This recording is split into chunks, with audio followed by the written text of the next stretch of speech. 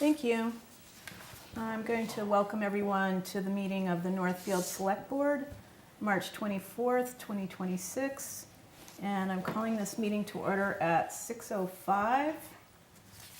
Just wanted to make sure we had all of our technical requirements set up and ready to go. Before we start the hearing, I'm just going to mention to everybody that there are a number of steps that we need to walk through, and everyone will get a chance to speak who's here if they wish. But I'm just going to ask that everybody stay glued somewhat to the chair so that I can guide through the steps. So I don't want anyone getting ahead or asking a question when it's not their time to ask a question. So I'm going to open the hearing at 6:06. We are here pursuant to Mass General Law, Section 157, to investigate a complaint being brought against Anna, who's a dog, owned by Elspeth Robertson Dubois. And the complaint was submitted by Christiane Schippa for the following: barks excessively and causes the following disturbance: barking all night, keeping young children up, coming to the house barking. Dog has been loose for a year.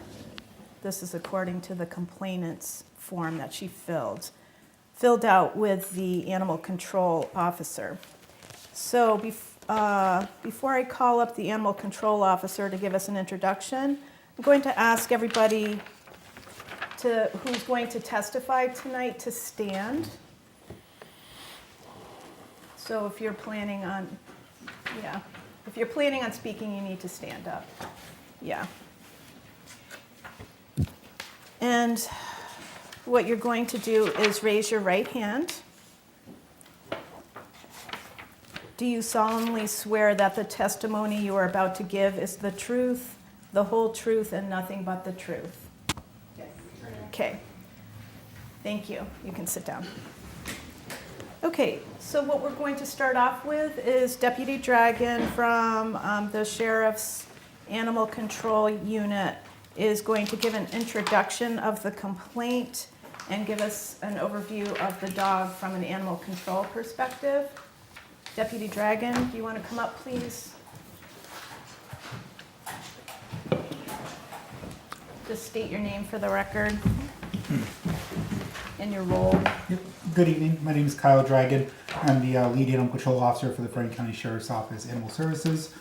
Purpose of tonight's hearing is a citizen complaint filed against Anna, who's owned by Finicky Farms LLC, which is owned and operated by Jesse Robert Dubois, as well as Elsa, who is cited in the complaint. Anna has been at large in the town of Northfield roughly since December 13th of 2024. She was brought into Finicky Farm and shortly after managed to make her escape, and except for a brief period of time, has been on loose since, in a more or less feral nature. They're unable to capture her. Attempts to capture her to date have been unsuccessful. I know the board usually likes to know, as of this time, unless something's changed in the last couple of weeks, Anna is currently unvaccinated against rabies. And yeah, she's just been an ongoing issue with traffic and stuff along Millers Falls Road. This is not going to be as much. There's going to be a component to this dog hearing the board's going to have to decide on, and that is when you look at the Northfield Town bylaws, there are two exceptions. Anna is by nature a livestock guardian dog. Her purpose when she was brought into Finicky Farms was for livestock guardian for their goats and their sheep.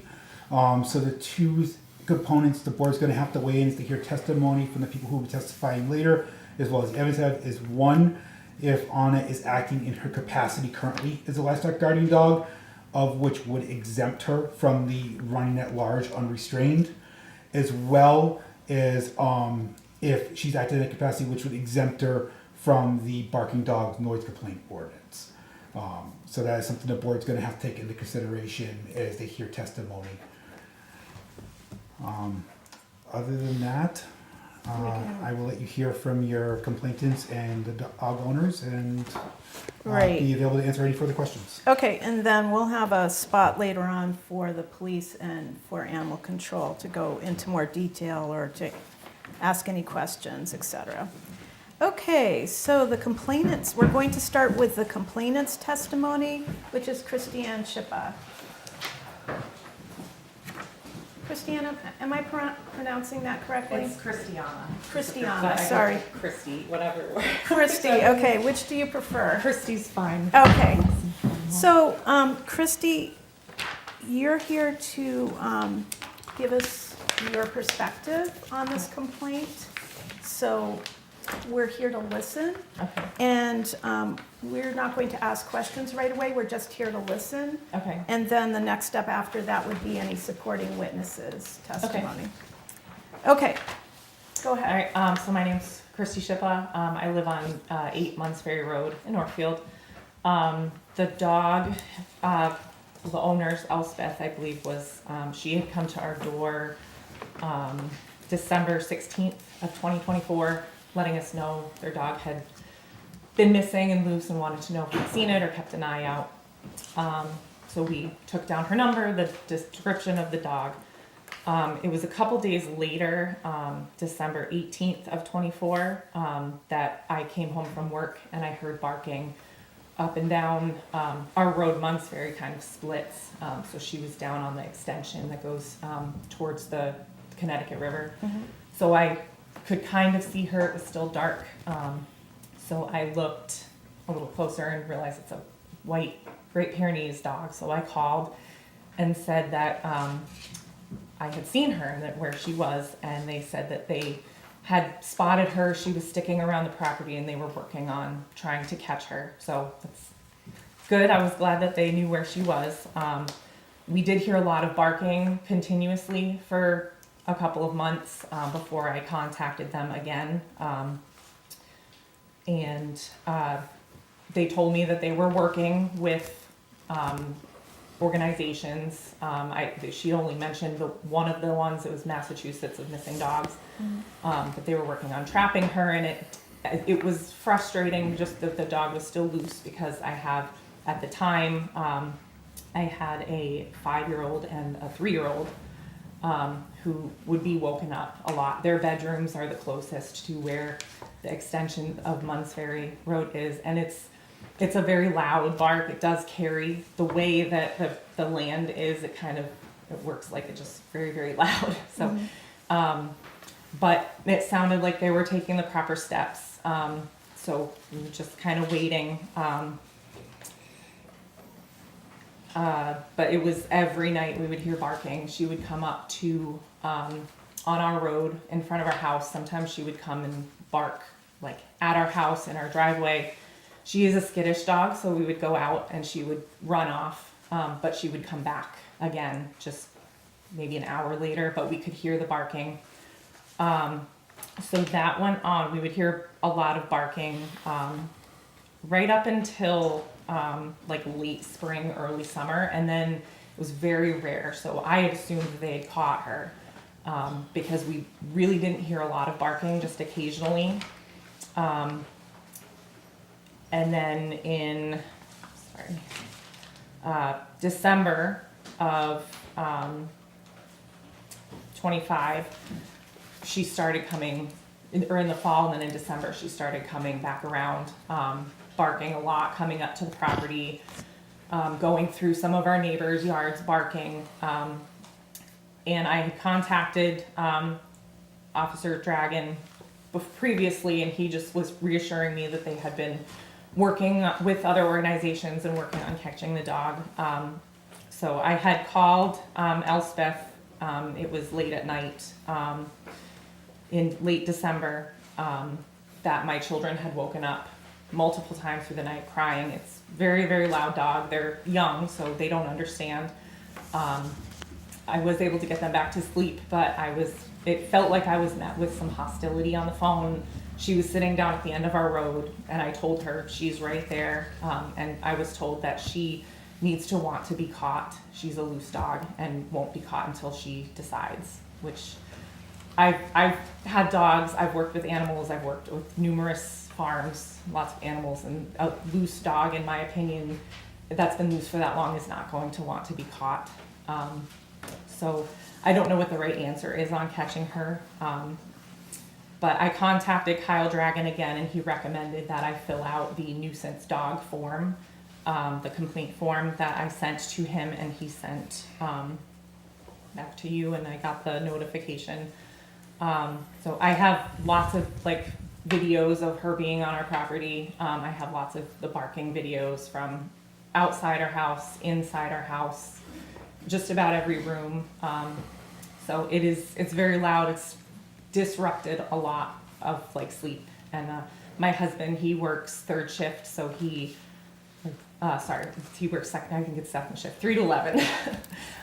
So when he gets home, the dog is sitting either at the stop sign of Munns Ferry Road or the stop sign of Lyman Hill Road, barking. Sometimes she'll dart out in front of the cars, which she has run out in front of my car, and I do not want to hit a dog, and most of the time I have my kids with me, and that would be horrific for everybody. I don't, that's not the outcome that I want for this. But yeah, we've had numerous times with the dogs barking. They've acquired 5 more dogs. On their Facebook page, it says that they've had 6 dogs in total, with the 1 being loose, which has also, they bark back and forth. So I do have some videos of that, of the recordings. So when Anna starts to bark, the other dogs start to bark, and it's just a barking match. And that dog is much closer to us, so it's very, very loud. It just echoes through the house. But yeah, that's the story there. Okay. Anything else that you'd like to share at this point? I believe that is it. We just want the dog to be caught and contained, and the barking to be less, so that, because the summer's coming, our windows are going to be open more. It's going to be, we can hear it with the windows shut, so it's going to be, I do understand that they are livestock guardian dogs, and I respect that. Like I said before, I've worked on horse farms, I've worked on with lots of dogs, so I do understand wanting to protect your livestock. But the area of their farm is surrounded by houses, and some of us have children. So I don't know if there's a way to work something out with the whole thing. But yeah, it's just been very, very hard to get any sleep, or even the daytime, some of the dogs will bark. So, but I believe that is all I have to. Okay. Add in. Okay. So the next step is supporting witnesses' testimony, but no one else in the audience. Were you expecting to have other folks speak, or were other folks expecting to speak? I'm sorry, ma'am, I did not raise my hand. Okay. I'm unfamiliar with the process, but I can speak in support of it. Okay, Jeff, so can I re-administer the Yes, the I would oath? say so. I'm just gonna Oh. ask. Yes, Okay, yes, you can. okay. Please stand. Can you stand? Thank you. Is anybody else in a similar boat you wish to speak and have not done? I'm her husband, so I don't know, does that? You need to stand, yeah, why don't you just, yeah. Okay. Do you solemnly swear that the testimony you're about to give is the truth, the whole truth, and nothing but the truth? I just, Okay. All right. So this is the next step, supporting witnesses' testimony. So do either of you wish to speak? Okay, why don't you come up and, Should I go back? You can, or you can stay there. no, You want So- her gone? I've got it, thank you. You can come up, please. Thanks. And would you just give your name and address for the record? yep. My name is Matthew Brown. I live at 12 Lyman Hill Road. Okay. And what is your testimony? Just in support of you're confirming a lot of what Chrissy's been saying. We live directly across the street from them. They're a little setback from the road. And it was just a kind of an ongoing thing with Anna. I can attest to the fact that I also work second shift. I come home between, depending on the day, I come home between 11 o'clock and 3 o'clock in the morning. And that's exactly where she said that's where Anna is. She's almost always either in front of the stop sign on Munns Ferry or in front of the stop sign on Lyman Hill Road. She hangs out down there. That's where she consistently is. Seeing her running out in front of cars, chasing cars, especially snowplows, coming out through there. Additionally to that, because my home is kind of the closest to the road in that area, and it's where it's the closest to where the dog hangs out when she's hanging out on the road. People think that she's my dog. And so we've had folks come up to our home, and most of the time it's out of concern, folks that are, concerned about a stray dog getting hurt or things like that. But it's at all hours of the night, and now it's also included on more than one occasion, people that are very irate about the dog being in the road. So while I'm at work, my wife and children are at home, and we have angry people banging on our door demanding that we get control of our dog. I don't care for that to continue. Again, I've grown up in Northfield. I appreciate that it's a rural community. And for the most part, if it was just the dog occasionally wandering around, I would not have a problem with her. But it's an ongoing thing where she's creating this nuisance in the road, and it's causing people to come to our home. It's gotten to the point now where I paid to have a yard sign made, informing people that the large white dog is not ours, so that please don't knock on my door. I also have a dog myself. There's been more than one occasion where I've let him out into our yard to do his business, and Anna's in the yard, and they fight. Anna, again, is a very skittish animal. She typically runs away if she encounters my dog, but I, again, don't want to have to be on the lookout for another dog on my property when I'm out there with my dog. Those are some of the ongoing things that we've also been dealing with. And again, the barking too. Again, with the rural community aspect of things, I have no issue with a dog on someone else's property barking. That's what dogs do. But when it's in my yard or sitting in the street in front of my house barking, that's where I have the issue with it. Okay. Is that your testimony? Did you have anything else? No, ma'am. Okay. All right. You can have a seat. And Mr. Shippa, I didn't catch your first name. Sorry. Matthew. Matthew, did you wish to speak as well? Yes. Okay, please come up. I'm keeping Christy here because she's filed the complaint. Yes, that's fine. Okay. Go ahead. So I'd like to just reaffirm, our stance from the beginning has been, it started out at a place of compassion. My family has had farms. We are both animal lovers. We have a dog. And from the get-go, we were very concerned. It was, how can we help? Let's get together as a neighborhood. And it just has gone downhill from there as how long this has gone on and how disruptive it has become. I understand dogs bark, and if it was just barking on occasion, we wouldn't be here, but it's almost every night.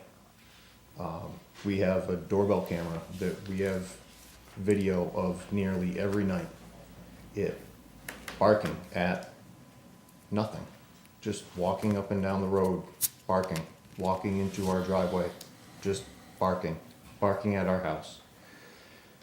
I get home at right around 11:45 almost every day, and she's almost every night just curled up at the stop sign of Munns Ferry or across the road at the base of Lyman Hill. And it's very frustrating, coming home and it's like, she's right here. She's right here. But it's just become very disruptive, and like, we never wanted it to get to this point, this is the last place I ever would have thought that when this started, that this is where it would end up. But, we just don't really know what else to do. Okay. Matt, is that your testimony? Did you have anything else? No, ma'am. Okay. You can have a seat. All right, thank you. And I'm just going to walk through the next step, which is, and we might need to have you come back, so stay ready. Questions and cross-examination by the select board. So I'm just going to go around the group. So Dan, do you have any questions? Not at this time. Excuse me? Not at this time. Not at this time. This is for the supporting. No. Okay. David, do you have any questions for Christie or the supporting witnesses? I guess I do for Christie. You said that the farm's got 5 other dogs. Do you have any complaints about the other 5 dogs barking in the course of what livestock dogs are supposed to do? There is one that can see directly into our backyard, that will bark at myself when I let my dog out. And I mean, and my kids when they go outside, and I understand that they're guarding their flock, but when we've been out there for about 5 minutes, they will bark the whole time that we are out there. And at least from what we're not a coyote or anything like that. So it feels like we can't go into our backyard. And I'm hoping that in the summertime, or maybe more time with them having the animals, that they will bark a little bit less.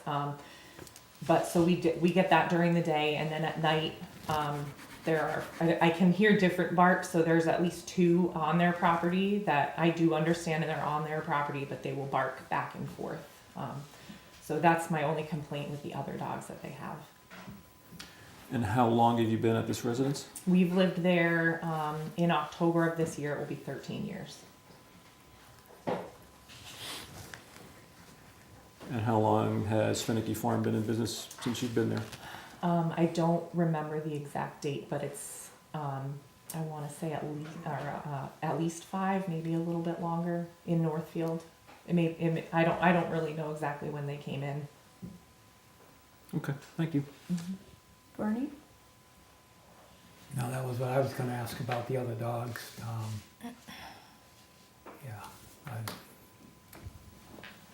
No, I don't have anything else right now. Thank Okay. you.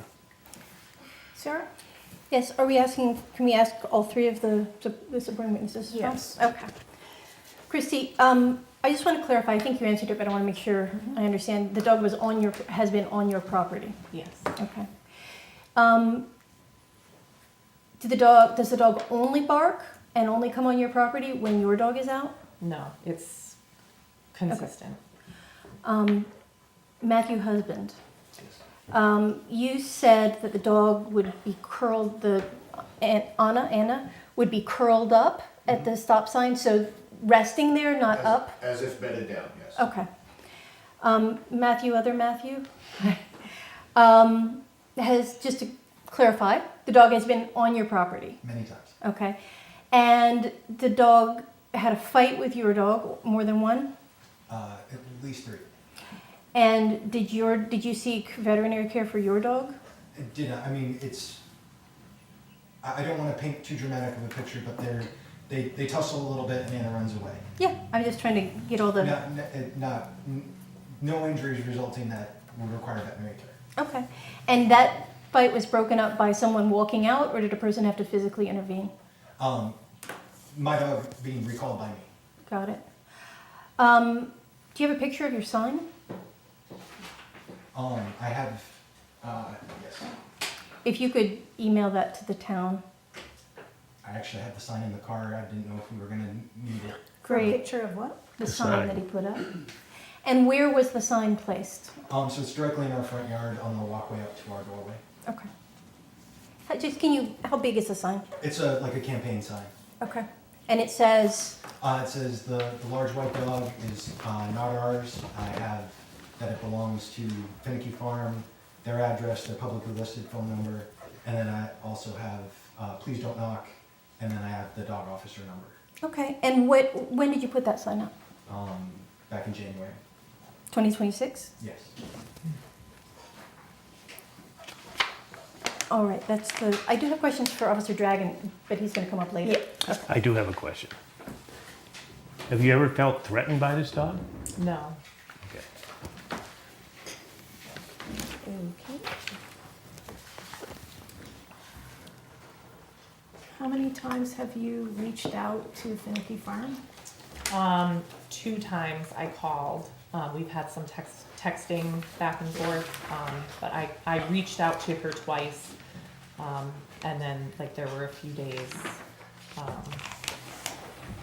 Actually, I'm sorry. No, I reached out to her 3 times. There were two times regarding Anna, and then the third was that the 2 dogs were barking back and forth. So I did send her a text message asking if she could, at the very least, maybe keep that one from keeping us up. But I was told no. Okay. So, based on your earlier testimony, this was in December of 2024 and December of 2025? Yes. Yeah. December of 24 is when the dog was first missing, and she had come to our house. And then December 18th? Yes, that I called to let her know. Okay, so I believe 3 times regarding Anna, and I'm sorry, there's a lot. It's okay. Yeah, as I said, we're just trying to listen carefully. Okay. Anything else? Just one more. Yeah. When was the first time that you contacted animal control or the police about this? We had called the police department. So we have your reports. This was the first time that you had called? When in the report, the complaint, I had contacted the dog officer in December of 2025. I had originally called the police department and spoke to Officer Dragon in February of 2025. Okay. Okay. Anything else before we move to the next step? Not for me. Okay. So the next step is questions / cross-examination by the dog owner.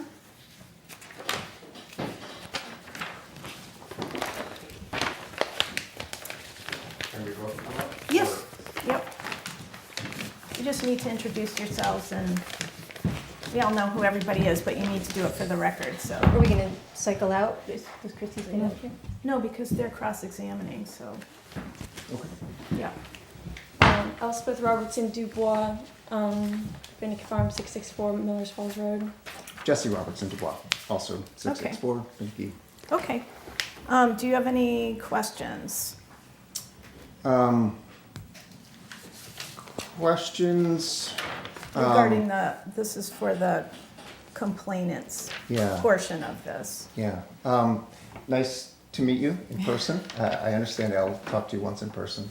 Nice to meet you all as well. Matt, I had no idea that she was causing as much trouble at your house. I have never spoken with you, and I don't know whether Elle has.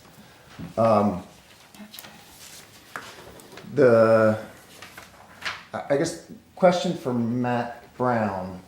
You mentioned that your dog and Anna had gotten into some sort of altercation. This is the first time I've heard from anybody ever about Anna having any physical contact whatsoever with another dog, let alone an altercation.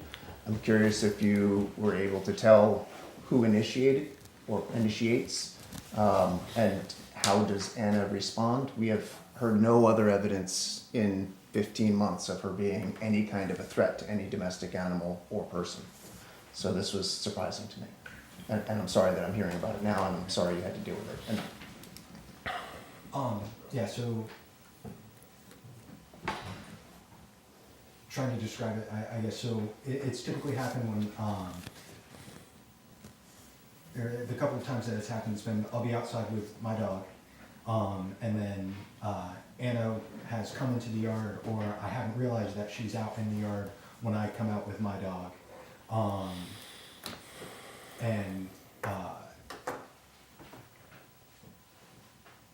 My dog Neville, he'll run over to her.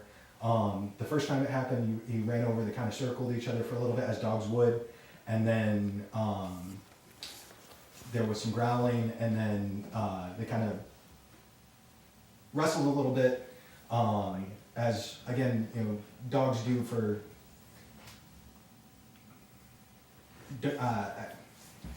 I'm trying to pick my words carefully because I don't. Again, I'm not trying to paint too dramatic of a scene, but they're tussling on the ground, and then Anna runs away. And it's been basically that same thing on several occasions where I'll be outside with my dog, or I come outside with my dog, Anna's in the yard, they come towards each other, and then they end up kind of scrapping a little bit, and then Anna runs away. okay, thank you.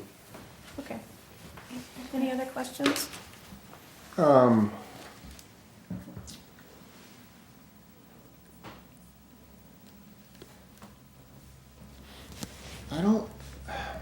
I don't think so. Not questions. I mean, we're gonna have a testimony part later, right? You're Yep. next. Yeah. Yeah.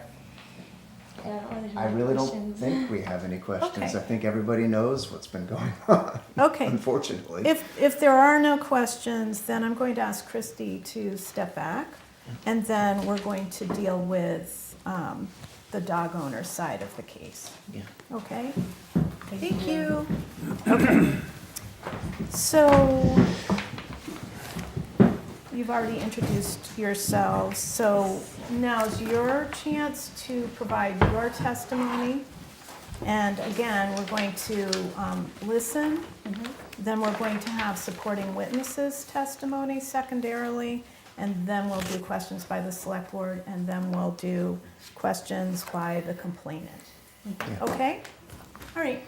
Go ahead. I guess I'd like to start by saying that Anna is not technically owned by me personally. She is owned by Finicky Farm LLC, and that is important because she is a working livestock guardian dog.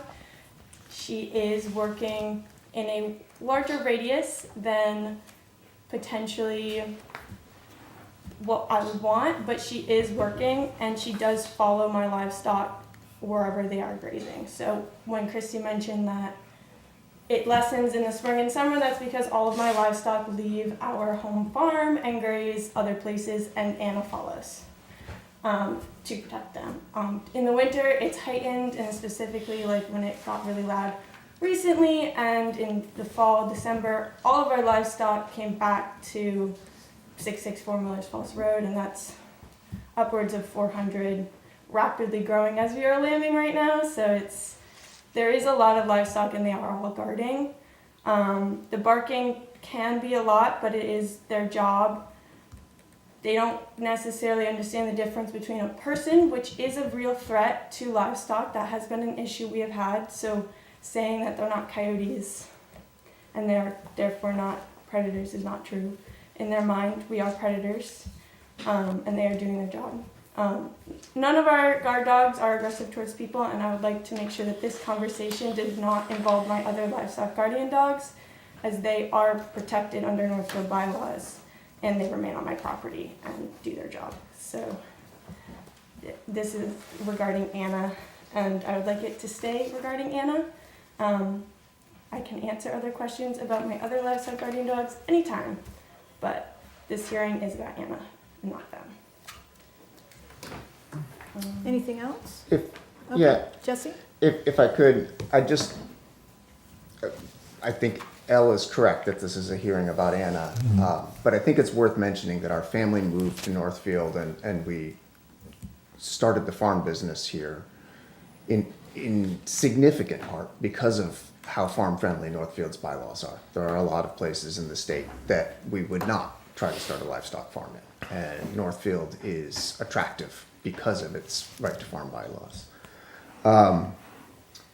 After raising sheep and goats for a couple of decades, we have really never had any predation issues until the past couple of years. And 2024, we saw, I think it was about 50 lambs that we There's lost. 50 lambs and 12 ewes. Yeah.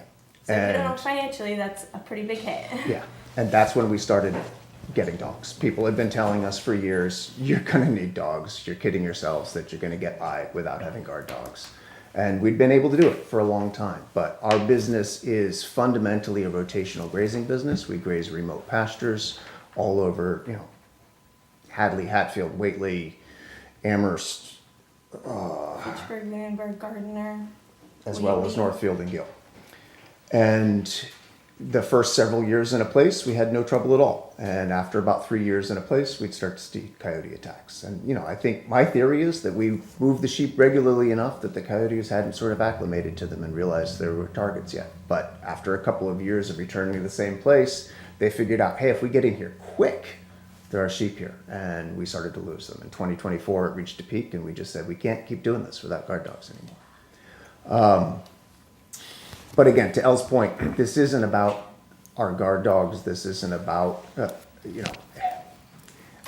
I think it is about the operation of our farm. As a seasonal, rotationally grazing farm business, our livestock leave in large part the home farm during the summer, travel around. The goats stay locally in Northfield and Gill, spend most of their time down at Four Star Farm and abutting landowners down there. And that's where Anna spends most of the summer with the goat herd.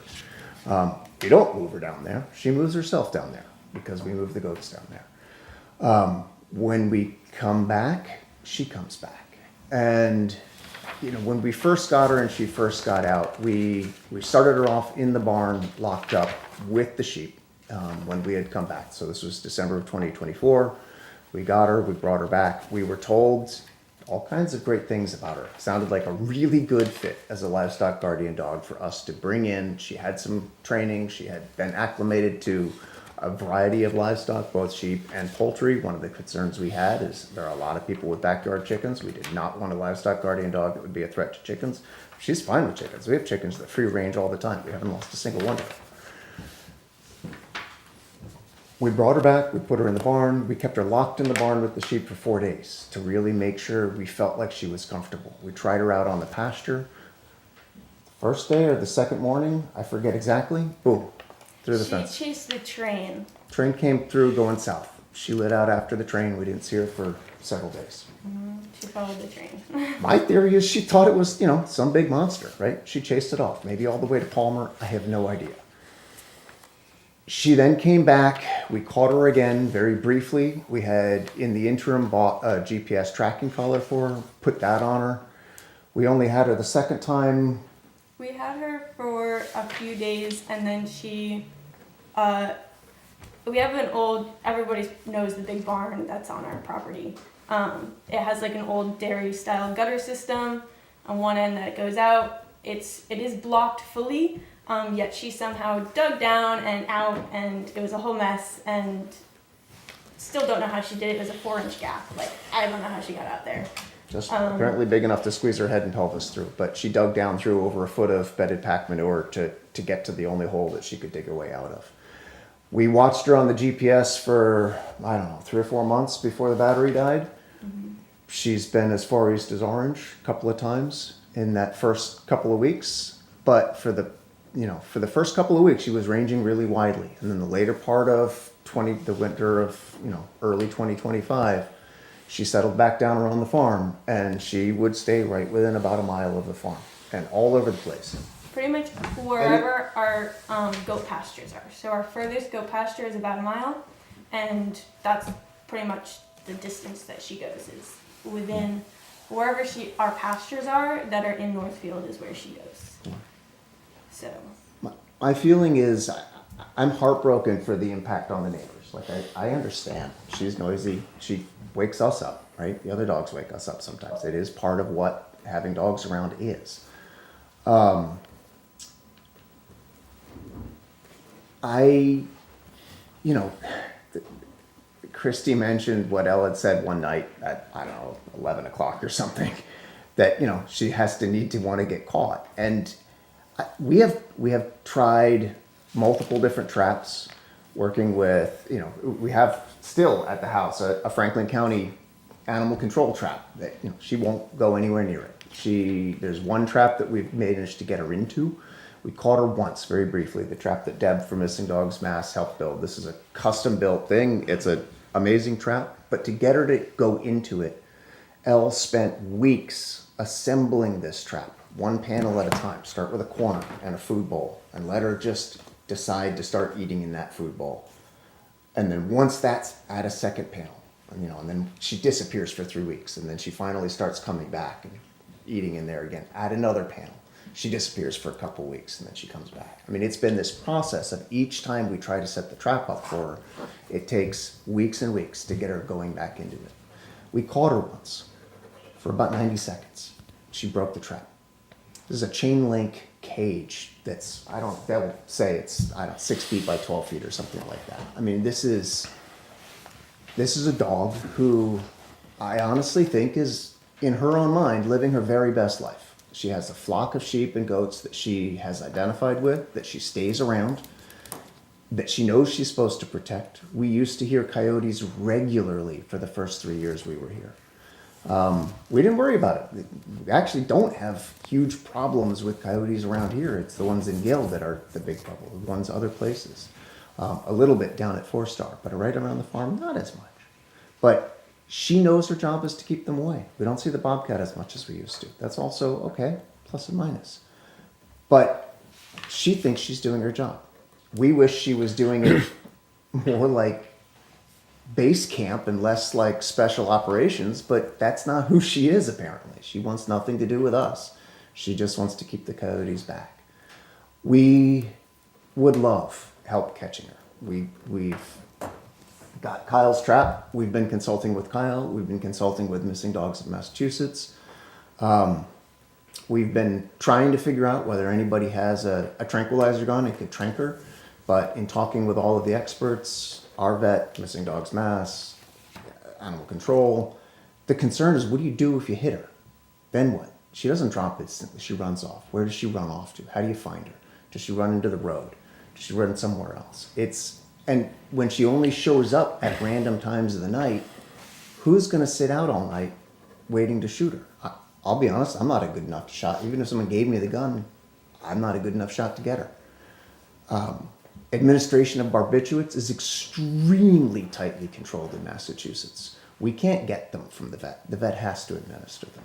Animal control can't get them anymore, right? There are very few options that we've been able to identify other than, hopefully, eventually catching her.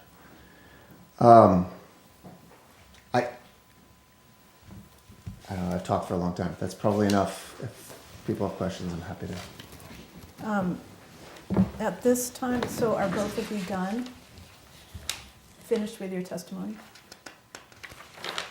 So, I think so. Okay, I'll answer more questions. we'll get to that.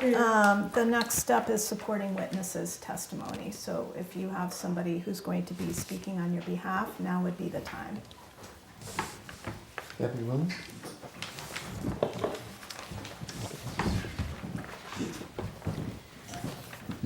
My name is Deb Gaffrack. My address is 139 East Street in Petersham, Mass.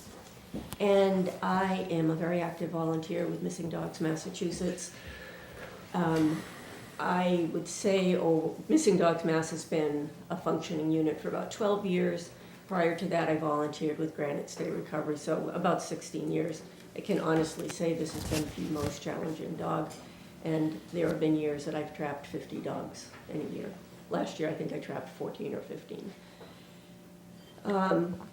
The family has been great to work with, and as we talk about the psychology of these, of guard dogs, everything that they said, I can't agree with more. It's literally been panel by panel, wait for her to get used to it. Once we got her eating inside, it was moving the bowl literally 1 to 2 inches. We started at the front door. let her eat there for a couple of days. 1 or 2 inches, you move it more than that and she would just balk at it. So after we did trap her, and she managed somehow to get out of this little V by just sort of forcing herself against it. We've now completely, the trap is now completely reassembled. The top is on. We have reinforced the interior frame with 2x4s, and then exterior to it, we've now strapped on sheet panels that are temporary panels that you can move around. And we both have, all of us have pictures that we can show you here tonight of what this looks like. But it has been an extremely gradual process. Unfortunately, trapping using this trap, which operates with an electromagnetic switch, it's basically a solenoid magnet system, doesn't perform really well in deep snow. And we've really been at a standstill. We're just now back to, I can show you a picture from 6:30 this morning up. She is now finally back going in the trap at the far corner. She's got to go in the 12 feet because she's so fast. But again, it really has been every day trying, okay, we can move one more panel. 1 inch. We can move the bowl 1 inch. We can move one panel. She was really thrown when we started putting this exterior panel system. So we've got chain link, which is then reinforced with 2x4s. And now we've got this sheet fencing strapped on to the whole thing. It's also got a metal grid roof on it so she can't jump up. So I feel awful for people that are hearing her talking, but I'm in complete support of what the family has been doing and these very methodical steps. And, you know, we are now hoping now that all snow is melted and we are beyond freezing rain at night, that we are hopeful to go live again. I will also add that I spent a fair amount of time talking with other people that have had difficulty trapping all kinds of animals. And one of my go-to guys, and I know Officer Dragon knows him as well, is a guy by the name of Alan Borgel, who's at Boston Animal Rescue League. I talked to him a couple of weeks ago and again today, because he's reached out to see if there are any vets skilled enough to use a newer drug delivery system with a dart that it's made by the company's new dart, which is PNEAU. Dart that is very precise with dosing. And we've been able to identify one veterinarian on the North Shore who may consider it if it comes to that. And the advantage of these darts is they have a GPS, so you can follow where the dog is. You know, until this system was available, you know, we've talked about everything from drop nets to, you know, just everything imaginable. A lot of the problems with tranquilizer guns, one, you can't tranquilize, or it's not safe to tranquilize in the winter. But a big disadvantage of tranquilizing guns is you don't know where the animal went.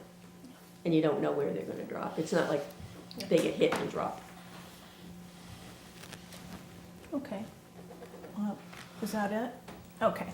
Now we're going to do questions, so you can just stay where you are. I'm going to start with Sarah this time and then go this way. Okay. Scattershot of questions. You have now other dogs. How is Anna with the other dogs? Totally fine. They get along. We have actually seen her come back to the farm in the middle of the day just to play with our other dogs, our other livestock guardian dogs. Okay. Sidebar comment. That might be useful for helping to catch her if she likes the other dogs.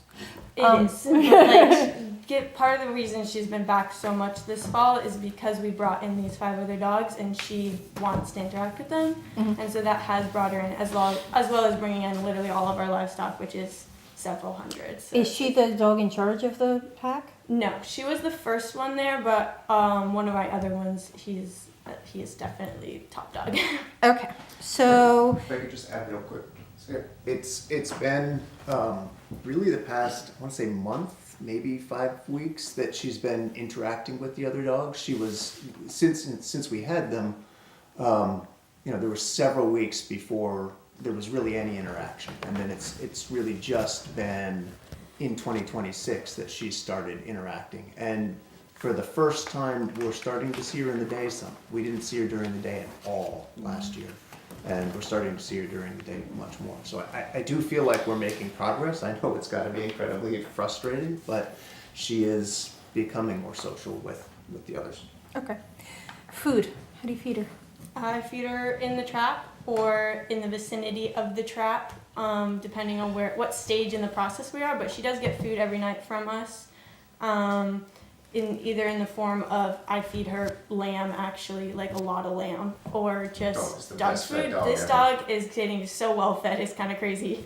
So I'll feed her either if she's going into the trap regularly, I will feed her solely inside that trap, or wherever stage we are in that process, but she does get food every night. Have you tried oral sedatives?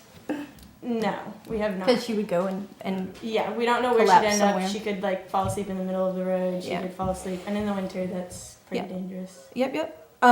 Hunting. Does she hunt small animals? It seems like she has definitely brought back some wild game. Mostly, it seems like these are things that have already expired when she then brings Carrion. them home Yeah. and leaves them in my driveway. I'm just going through the things that you said. Okay, so you said you wanted the other dogs not included because they were protected more than Anna. Can you explain that? My other livestock guardian dogs there is no nuisance hearing regarding them, and so we can talk about them, but not in the sense that they should have anything put against them because they are working livestock guardian dogs. They are not leaving my property. They are doing That's nothing what I was getting they are at. not So what's the supposed to do. line? The line is leaving the property? I wouldn't necessarily say that. I just they're not entering other people's property and barking at their Okay. they're just doing their job. Okay. I would clarify that the line is there is no complaint about the other dogs. Yeah. This is a complaint about Anna. And the complaint is specifically about her leaving the property and Barking barking other excessively. places. Okay. And my other dogs are not doing that, so You said that people are predators. Are you talking from in the Yes. in the mind of the Yes. dog, or have people come and tried to steal your lambs? both. Both. And the dog was present when that happened? No. I'm saying, so in their dog's mind, humans aren't necessarily not predators, which is why they'll bark. Like Christy was mentioning, Yeah, that no, I my understand. dogs during the day bark at them. Whether the dog had specific They experience can't, with that. they bark at us if they don't recognize us at first, because they are barking at pretty much anything that they could perceive as a threat. Sometimes that's a car, sometimes that's us even, that they know and see every day. Okay. We have also had issues with people causing issues with our livestock. And did the dogs address that? Our dogs were not present. Okay. So how did you choose Anna? Because she was not a puppy, right? You brought Anna her. was not a puppy. This was through, I had been searching for a while. People had reached out to me. I had seen, I think, a Facebook post, or I can't remember exactly. I posted on Facebook looking for leads. I had gotten multiple people reaching out to me. This person reached out to me. I did background, Facebook searching and everything. We talked for months. I started talking to this person probably in, I want to say July or August of 2024, and then I didn't purchase her until December of 2024. And we talked continuously, pretty much every few weeks or regularly. And they just straight up lied to me continually about her nature, which is in the past. And And they were trying to relocate her, I'm sure. How old was she when you got her? 3, Okay. And where did the previous owner live? New York. Oh, so it's no territory crossing. Mm-hmm. Okay. Your animal losses, 50 lambs, 12 ewes, 2024. What caused that? Coyotes. Coyotes? Mm-hmm. And that was here in Northfield? It was not here in Northfield, though we did have losses here in Northfield as well because our animals are spread out so much. I think in 2025 we lost 3 goats to coyotes, and that is with Anna around. But that's less than we've lost in the past. I've lost other animals in Northfield as well. Okay. Specific numbers I could probably get for you, but it's a lot. I have, I think, only one question for Deb. The solenoid, how does it, is it triggered by her presence in there? Is it a step plate? No, so it's a solenoid, electromagnetic switch, that is powered by a marine battery. What triggers it though? What triggers it is a trip line, and the food is attached to the trip line. So the trip line, it has a magnetic click switch. There's multiple stages to get to it.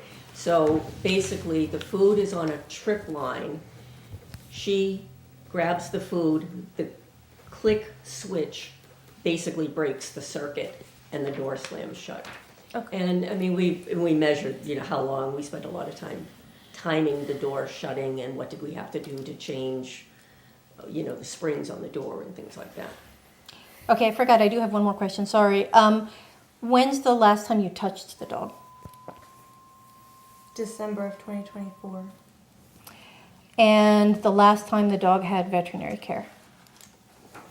That's a great question.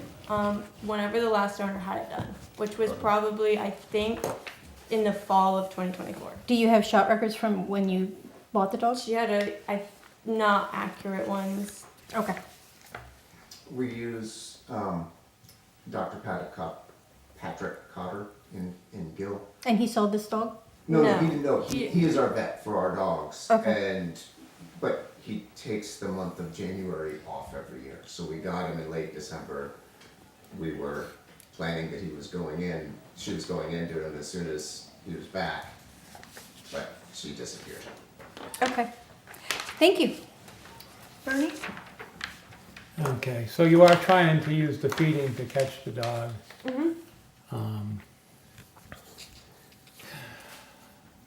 And what are you gonna do if you do catch the dog? What's the plan? The dog got away before. Is this? I can see catching the dog and then it gets loose again. It's gonna be harder to catch the next time. Yeah, so we have several plans in place, including very reinforced areas that it would actually be impossible for her to get out of, as well as chain tethering. I also have now virtual fence collars that I use for all of my livestock guardian dogs, so training her to that. And then also just a lot of socialization and work.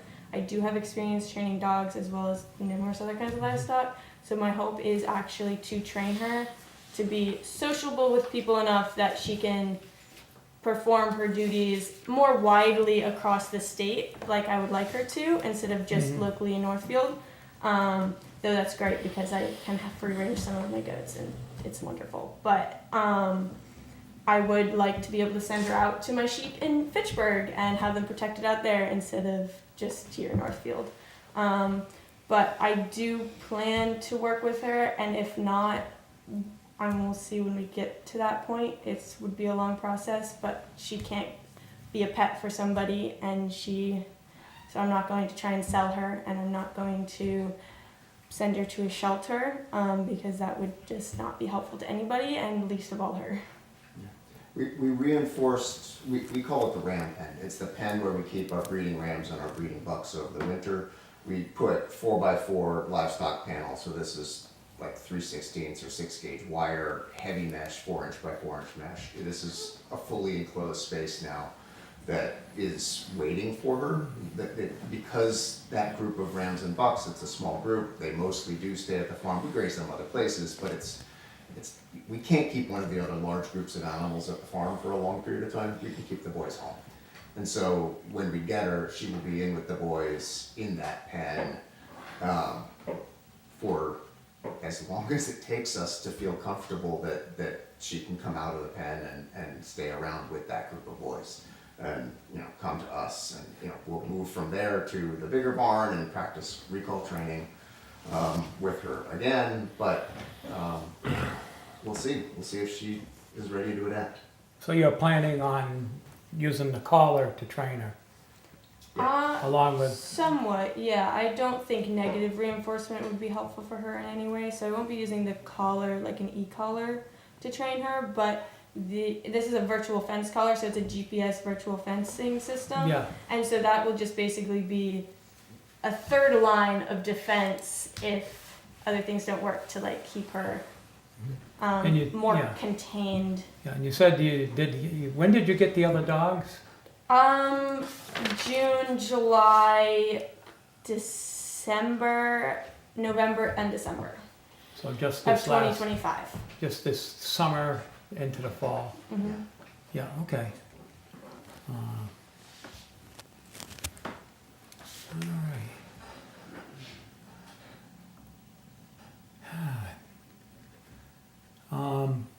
Your livestock.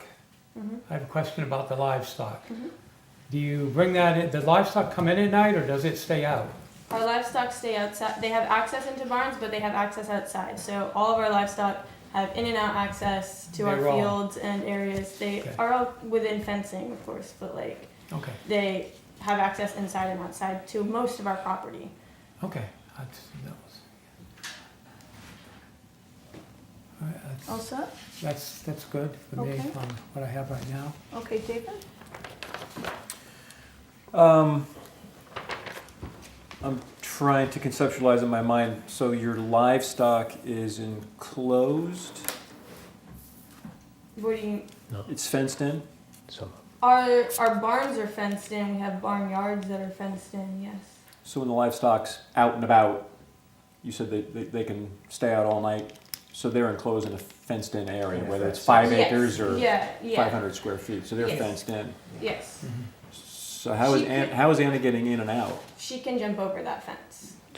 Okay, so she's clearing a But 4-foot she's fence or 6-foot mostly fence. not going into the livestock yard. She's mostly coming into the unfenced farmyard, or, in between the barns and the yards attached to the barns. So basically, we have Okay.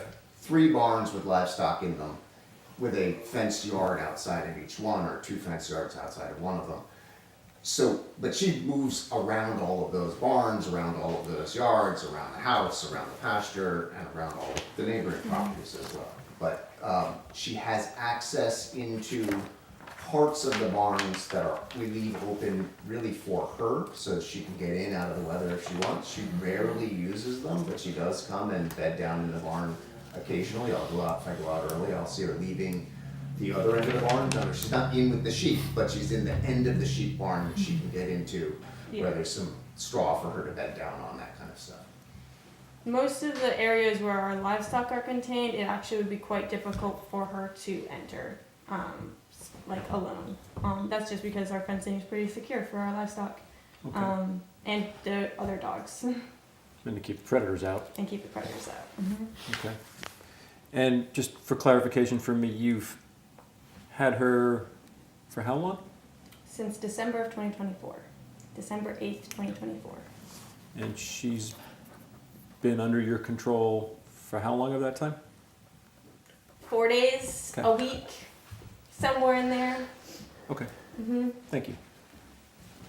We Go ahead, say Dan. we've had her that long very loosely. I understand. Yeah, I she's get it. existed in Northfield for that long. I get it. Yep. Okay. so one of the problems Are I you all- foresee. Oh, okay. Okay. We're just doing questions. Are you, I I'm just done. want to make sure you're done. Yep. Okay, Dan, time for Yeah. your questions. One of the things that kind of bothers me is the fact that this dog is running free without any shots, bites somebody. Questions, Dan, Oh. please. We'll get to that in the debate later on. Okay. Yeah, questions, please. No, I was just, Just to get more into the if for some facts. reason you aren't able to catch the dog, Mm-hmm. what would you anticipate you'd have to do? That's really a question for you guys. Yeah. What I would answer that by saying we would come back and we would ask you, what do we do next? How do you surrender a dog that you don't have under your control? I don't know legally or practically how to do that. And legally, we can't shoot her. We are not allowed to put her down. And we don't have the capacity to put her down. The animal control officer could, but I believe he can't unless you order him to, right? And so we're in this really tough, difficult situation where I literally don't know what is next other than we trap her and rehabilitate her. And that's what we've been working on for 15 months.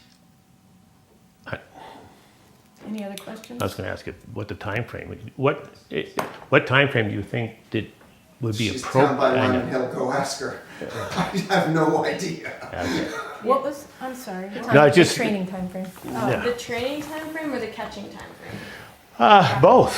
The trapping time frame, we actually do think we are pretty close here, like next couple of weeks-ish, maybe. I mean, we can show you photos from this morning of, she is almost all the way in. She has to go all the way to the back. Because that's the time frame it takes for that door to close. It Yes. needs a full second. So has it ever been closed with she? Yes. Or, She broke It that. closed back in so May, now we said it. now she's aware of it. Yes, so back in May, after spending several months assembling it, we caught her in it. It closed fully, it fully closed, it fully latched, everything. We're still a little unsure of how she managed to do this, but she did break the door, and she squeezed through a V that was about like this big, very small. She's not a small dog, she's probably, this is a very rough estimate, we do not actually have an accurate weight on her. I would say she's probably 75 to 80 pounds, based on my other dogs and what she looks like around there. We're not really sure how she broke through. Deb has used this trap before and never seen anything like it, so it was interesting. And then after that, we didn't see her for a while, and then we had to fully disassemble this trap and rebuild it panel by panel. Sometimes that would take, I could add a panel and she wouldn't care. Sometimes I add a panel and we wouldn't see her, or she would not go anywhere near it, or any number of things, and we'd have to like put 2 panels up, take 1 down, put 3 panels up, take 4 down. Like, you know, this like back and forth, 2 steps forward, 1 step back. To assemble it until late fall of 2025, when things were really starting to like late fall, early winter, and we were like, we're gonna be able to get this live again and try it. And then it started snowing nonstop and freezing, and the door hinges stopped working. Any other questions, Dan? No, I'm good. Okay. So hopefully the next couple weeks, we'll see. We're gonna set it live. Okay, I have a series of questions. Starting with, I wanted to be clear on when the trapping occurred. So you're saying last May of 2025 was when you had a successful trap and she broke out? Yes. Okay. When did this last trapping effort start? Since May. No, this This year. this recent, the one that you're working on right now. When did that start? Well, we've been feeding her in the trap all winter, so it's been a continual process. We've just started to restart probably this last week, About a as soon week. as things fully melted and 'Cause it good couldn't weather. close. I Yeah. understand. I'm just asking questions because I want to be Yeah. clear on the timeline. So when did you rebuild, when was the trap rebuilt then? The If trap you had to stayed up. dismantle it in May, then when was the next Oh, date that you started the new trap and that you're still working on? In May. So we disassembled the trap in May and started immediately to Okay. rebuild it since then. Okay. It took I'm just trying to get Six-ish I'm trying to months get the timeline. Okay. 2 or Okay. 5-ish months to get it even close to looking like a trap. Okay, thank you. And then the other date, which I think you answered earlier, is that you acquired the dog on December 8th, 2024? Yes. Okay, and then the first call that I'm seeing to dispatch was on December 13th. Mhm. Okay. So, how does the process normally work? I'm assuming, and correct me if I'm wrong, assuming the dog is perimeter based, based on the behavior that you're describing. How does the training normally work? For livestock guardian dogs as a whole? No, for a dog like Anna who's specifically focused, given what you knew about her, what was the, so when you first got her, were you going to do any socialization training, or she just went out with the animals and that was We it? did do socialization training with her, and for the first few days, I will say I worked with her personally, and it was not clear that she was like this. I could handle her, I could go up to her, I could interact with her. She was Mhm. not aggressive, she was normal. She was very submissive, which is normal and what you want Okay. from your livestock guardian dogs for your handler. Okay, But livestock guardian dogs want to be with livestock and spend 24/7 with livestock, so Yep. she immediately was in the barn with livestock. yep, Because that's the smoothest transition and what she is supposed to be bonding with. okay. So the last time the dog was under control was December 8th? No, December 13th well, we had her, is the report. I can check. I'm just looking at the report to dispatch was on December 13th. We caught her briefly after that. It was late December. I want to say it was December between- So December 13th, what I'm looking at We is, caught her briefly, actually, it was end of December. It was like right before Christmas that we did catch her briefly. okay, And then we put a GPS collar on her and then she dug out. so so you got her on December 8th, December 13th, you called dispatch to indicate that the dog had broke through the fence, and then you recaptured the dog at the end of December 2024, and then she broke through again, okay, this time with a GPS collar. Okay, and so as my questions were also about the vet, so the dog has not been vaccinated. The last time she was trapped, current status of trapping. So again, the current status of trapping you think will take another couple of weeks? Okay. All right. Thank you. Can I ask, I have some quickies that just came up. So December 2025 is the time when the last other dog came on the property. It's what you said, you rattled out some dates. Yes, December 2025, just after Christmas, I bought 2 dogs. Okay. So but before then, you said you had, June was when you had started getting other dogs. So it seems like if she's attracted to the other dogs, it may be just to those 2? No, that's just when all the livestock were also all back on the Got farm. it. Okay. And then, Yeah, we got the other dogs, but they weren't at the farm. Yeah. I see. Yeah. So in June I had a puppy and she was at the farm, but she was a puppy and Anna was like, "What are you?" It was not much livestock was on the farm, and we always have some livestock on the farm. But then it was November, December, was when all of the livestock came back to the farm for the winter, and that's when she returned as much as well. Okay. 2 she followed other the quick goats things. back. Virtual fence system. That's not a Zappy? It is a Zappy, Okay. but it's not a controlled. I can't control it. Got so it. It's simply GPS based. It has a. It gives you a tone, or Yeah, it gives it her a has tone. a and then it progressive stops. tone, and then it Okay. shocks. We use it for our goats too. Last question. Oh, that's good. Last question. You talking about putting her in with the Billies, and aren't they the most aggressive? Does she have direct experience with? Yes, she has plenty of direct experience with livestock. She is very submissive towards livestock. I mean, we did have her for close to a week, and where she was with livestock, and she is a very good livestock guardian dog. People, she's not as great with, but Meaning not as friendly. meaning is not as friendly. But in every other sense, as a livestock guardian dog, she is an exceptional livestock guardian dog. And our rams and bucks are used to dogs and are not overly aggressive anyways. Okay. All right, Quick other question. Yes. Bernie. Yeah, your other dogs are all vaccinated in that, right? Yes. So I just, yeah, and when did you start working with them? I don't remember if it was the last day of 24 or right after the new year of 25. Yeah, it was Okay, right so you around started, there, you've been yeah. involved since I this, have, but pretty I much. was not involved when her collar was put on. Okay.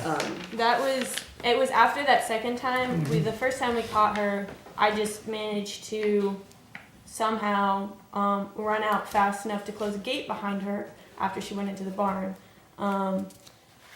And I got the collar on her and everything, and I had already secured the barn as much as I thought was necessary and would do the trick to keep her in. Turns out she is a master escape artist. Okay, did you have any other questions? No? Okay. No. All right, just one final question. So the dog, at this point, is not, fair to say it's not under your control. It's not under, when you say she follows, you made a statement at the beginning of your testimony, Anna follows the livestock. So if you move the livestock to another location, She'll follow them she knows. But it's, Within town. If we move them outside of town. 30 miles away, she's not going to find them. Well, she might. I don't know. We haven't tried it. But when we move them down to Yeah. 4-star farm, she goes down there. She's Okay. hanging out down there. okay, thank you. Anything else? Okay. No. If not, then we're gonna move on to the police and the animal control officer. Thank you very much. Do they Cross cross? contamination. Don't they cross? Oh, yeah, I'm sorry. Thank you. Sorry. Any questions from Christy? The only question I had was already answered about, like, if you catch her, what's your plan? Because that's, I mean, I don't train dogs, I have friends who do, I train horses in my past. It's hard when they get a little bit feral, so that was my question, but that was answered. Okay. All right, do you have anything else, Christy? No. Okay. Okay, thank you, everyone. Okay, now, sorry about that. Now we'll move on to the animal control officer and the police. Why don't you both come up, because I'm looking at the service calls. Please. Okay. So, can you,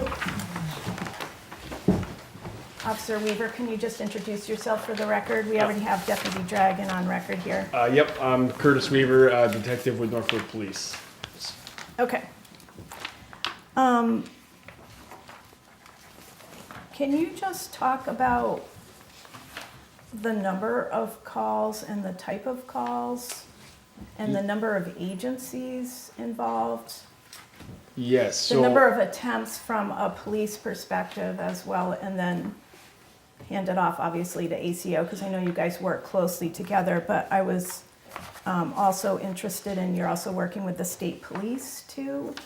With, not that I'm aware of. There was one call.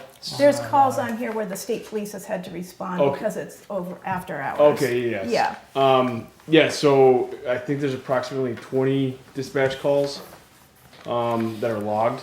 There's probably been a lot more than 20 calls overall. A lot of it's word of mouth. Other officers communicating it with us. So it might be somewhere between 40 and 60 notifications of Anna. And as soon as this started unfolding, we quickly reached out to the animal control, and they jumped in and started paying close attention and assisting us.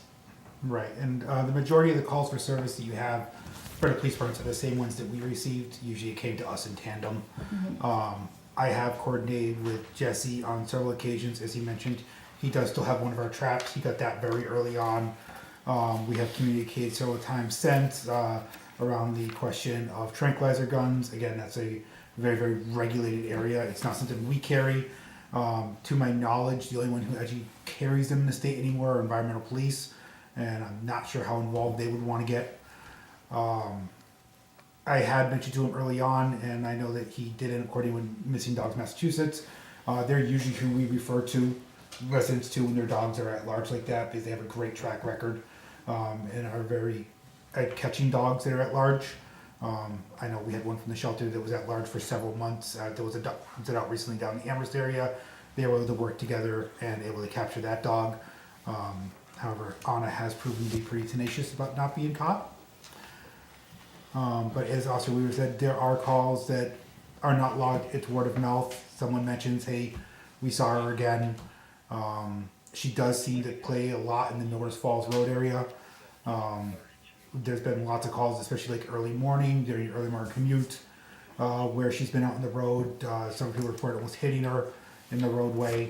And those are the ones primarily handled by state police, because we're not on shift yet and Northfield PD's not on shift.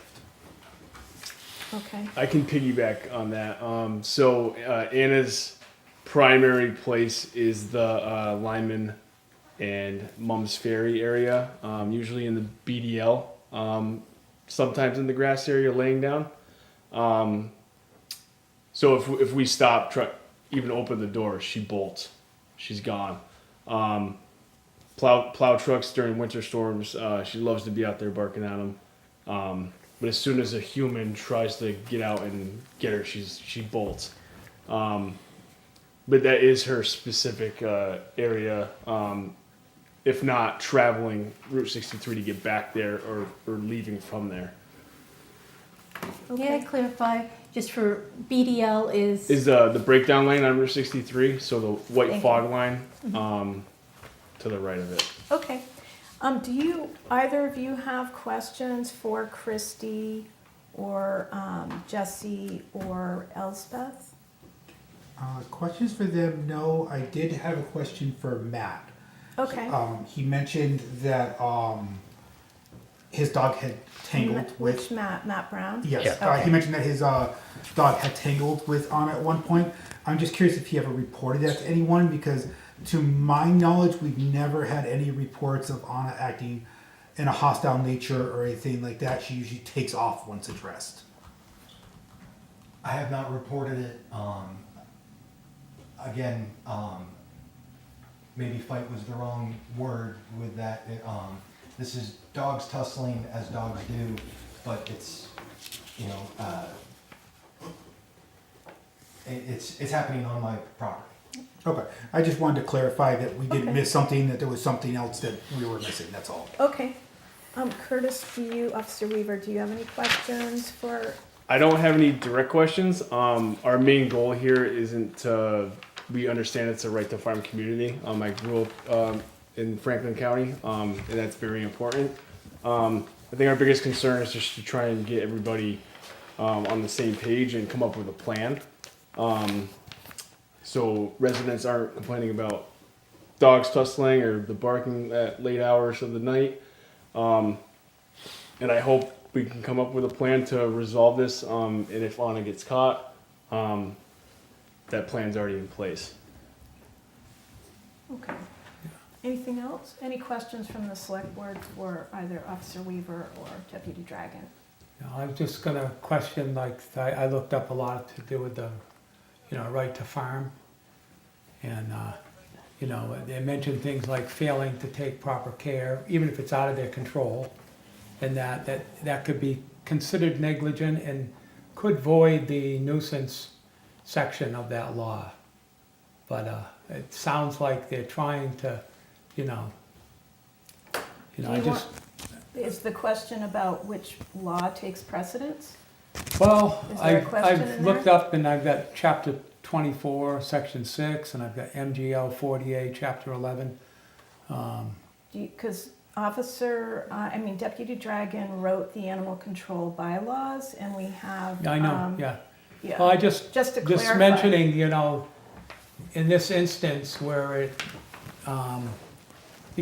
has become a slight health issue because of lack of sleep, the dog not being vaccinated, and not being under their control.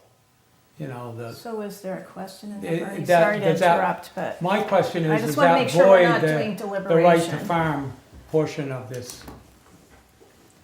Jeff? That's like a question for the lawyer. Jeff, can you speak to both of them? I know. I have another legal question. Can I add it on? Because I think it falls in the same area, which is neglect. Because I think that although we see that they're trying, and this is not a personal attack on you guys, but one of the criteria for neglect is veterinary care. And so, what's the question then for Jeff? So we can put them together and have Jeff actually answer it. so the question is whether this would fall under, whether this would also fall under neglect. Okay. Jeff, do you mind speaking to all of that? I don't mind speaking to it all. Thank you, guys. Sorry about the little bit of, I was driving and luckily I was able to get to my destination. So I think what you're trying to grapple with here is that because your bylaw has an exemption for these animal protection dogs, does that override the chapter 140, section 157, whether or not a dog is a nuisance? In my opinion, it probably would. Right? If and certain criteria were met. For example, I think that you have to read into anything. An animal protection dog has to be doing its job, right? And an animal protection dog's job is to stay with its herd and guard its herd. From what I've heard about Anna, she's not staying with her herd, she's not guarding her herd, and she's going on to other people's property. The animal protection, the livestock protection bylaw does not protect dogs that are not staying on their own property. I think this is clearly a case where the board can apply chapter 140, 157 and determine whether or not this dog is in fact a nuisance. And I think I've given you the definition, but I can certainly read it again. Nuisance, a dog that by, and it would be section 2, by excessive barking, causing damage or other interference, a reasonable person would find such behavior disruptive to one's quiet and peaceful enjoyment. I think that that's the standard that you want to be looking at right now. That's, in my opinion, that's the law that controls your animal, your animal protection dog bylaw. I don't believe is applicable here because the dog is not acting as an animal protection dog. It is in fact a loose dog that has, well, frankly, has never been under control of the farm and is typically, when she's doing her nuisance, and I hate to call a dog a nuisance, we all love dogs, we all have them, but when she's being her nuisance, she's typically off the land and she's not acting as an animal protection dog. Deputy Dragon, do you want to add anything from the animal control perspective? Just that the only other caveat I would mention is the fact that 146B requires rabies vaccinations. Is not rabies vaccinated. It doesn't sound like she ever was, even upon receipt of her, or if she was, that documentation is in question. And at this point, regardless, it would, given her age, it would have been a 1-year vaccine that would have lapsed at this point as well. So we have that to look at as well. And while the farm may have licensed individually at that point in time, or is in the process of applying for a kennel license given the number of dogs that they have, which is 5 on the farm, of which are acting in the capacity of their livestock guardian dogs that are not subject to this complaint. Anna would not be able to achieve a license status because they are unable to present a rabies certificate or have a rabies certificate on file for her. Okay. Could I ask what you cited, was the law that you cited the neglect law or the nuisance law? No, so the law, chapter 141, 46B is the rabies inoculation law. Oh, okay, so Yeah.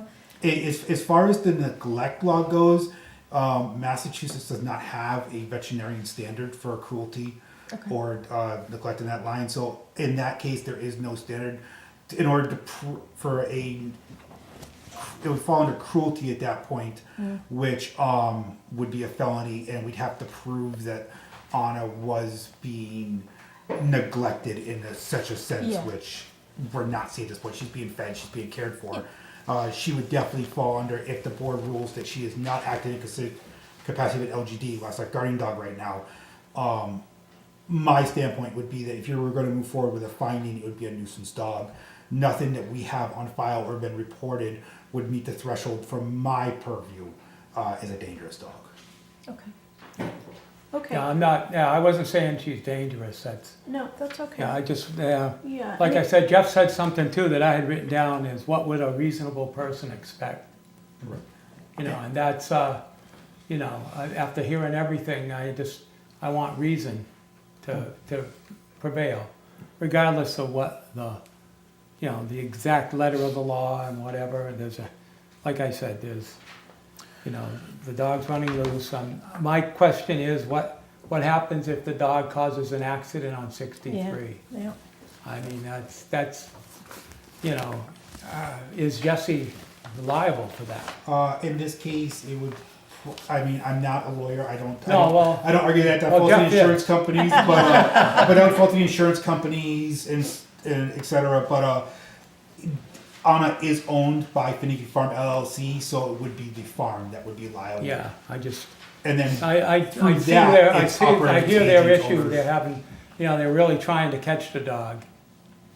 But, so I just wanted to make sure I brought that up, Do you have is that like a follow-on question for Jeff then? I didn't know if Jeff wanted to. Or the police officer. I'm happy to, well, the fact of the matter is, the town certainly isn't liable, right, for this. Now, whether or not, the farm, knowing that this dog is out there, knowing that this dog is a danger, to the public because it is running loose and it is on the road, that would be something that would have to be fleshed out through a lawsuit between the two private parties. I can tell you with little hesitation, in my opinion, the town wouldn't be liable for the dog. You're doing what you need to do by holding this hearing and making a determination, either way you make it, even if you don't find the dog a nuisance. The burden and the liability would rest with the farm owner, the dog owner, I should say. Okay, thank you.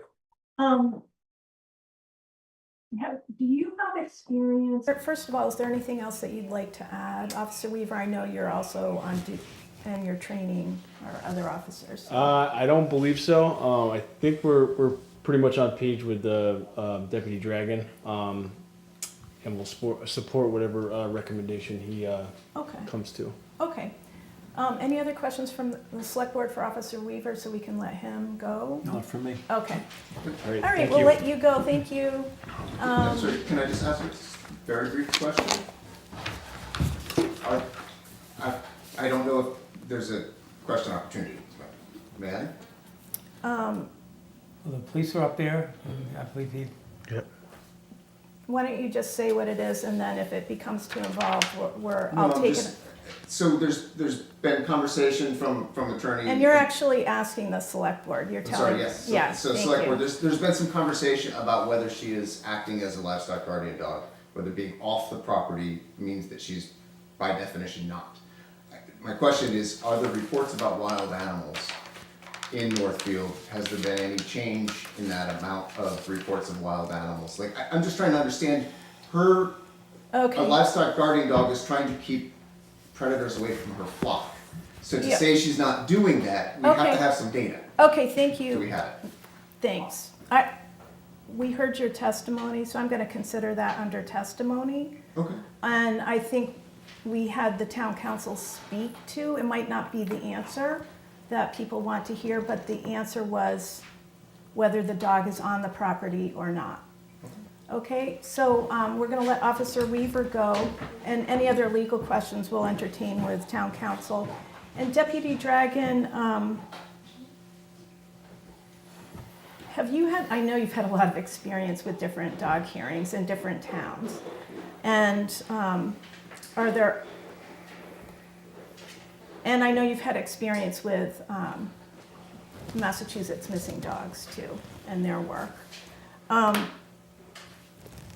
What would you like to see? What outcome would you recommend at this point? What's your recommendation for the board I mean, at this point? though, my recommendation would be is that Anna needs to be caught, or Anna, the Anna at large throughout the entire Northfield community needs to cease. How that ceases is honestly the $1 million question here right now. Because as it was brought up, I mean, Jesse had explored the option of tranquilizer guns to try tranquilizer. That's feasible if you can find someone who can do it. But again, it comes down to the point of if there's the mention of the tracking dart, if they can get over the tracking dart so they can find her again. Otherwise, she might take off into the woods, wear off the drugs, and we're right back in the same boat, except now she's going to be really, really gun shy, pardon the pun, Yeah. about being around now because she got stung by something and didn't feel good afterwards.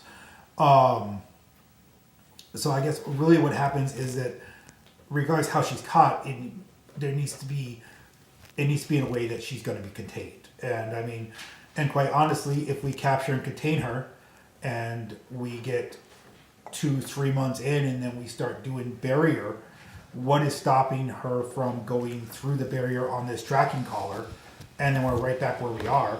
And does the tracking collar know if the dog's coming in or going out, or is she not going to be able to return to the farm? I think of like, I'm not familiar with the brand they're using, but I think of like the wireless pet containment systems.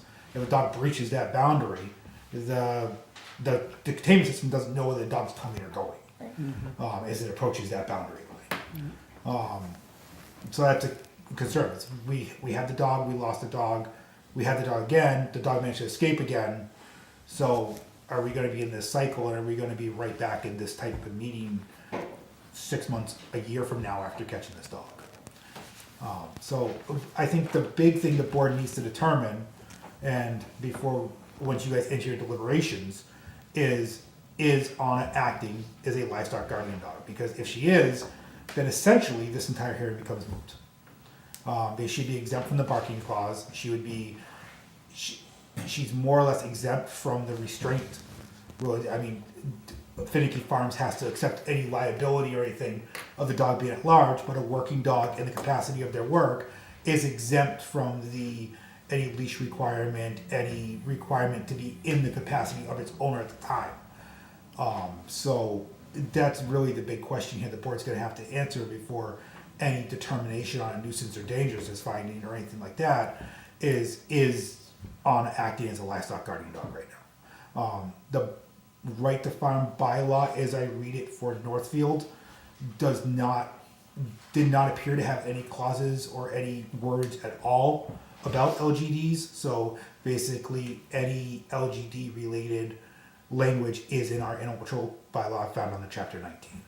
Does the state or the local bylaw overrule one or the other? The state does not have a leash law, except No, but I meant as far as the LG livestock guardian dog. No, because it would fall under a leash law, which is a local option unless you're on an interstate. Okay. Before we get into the morass of bylaw versus various MGLs, I just want to go back to our town council, because what I heard very clearly from him was that outside of the property seems to be the issue. And she's not inside the property. Right. Am I correct on that, Jeff?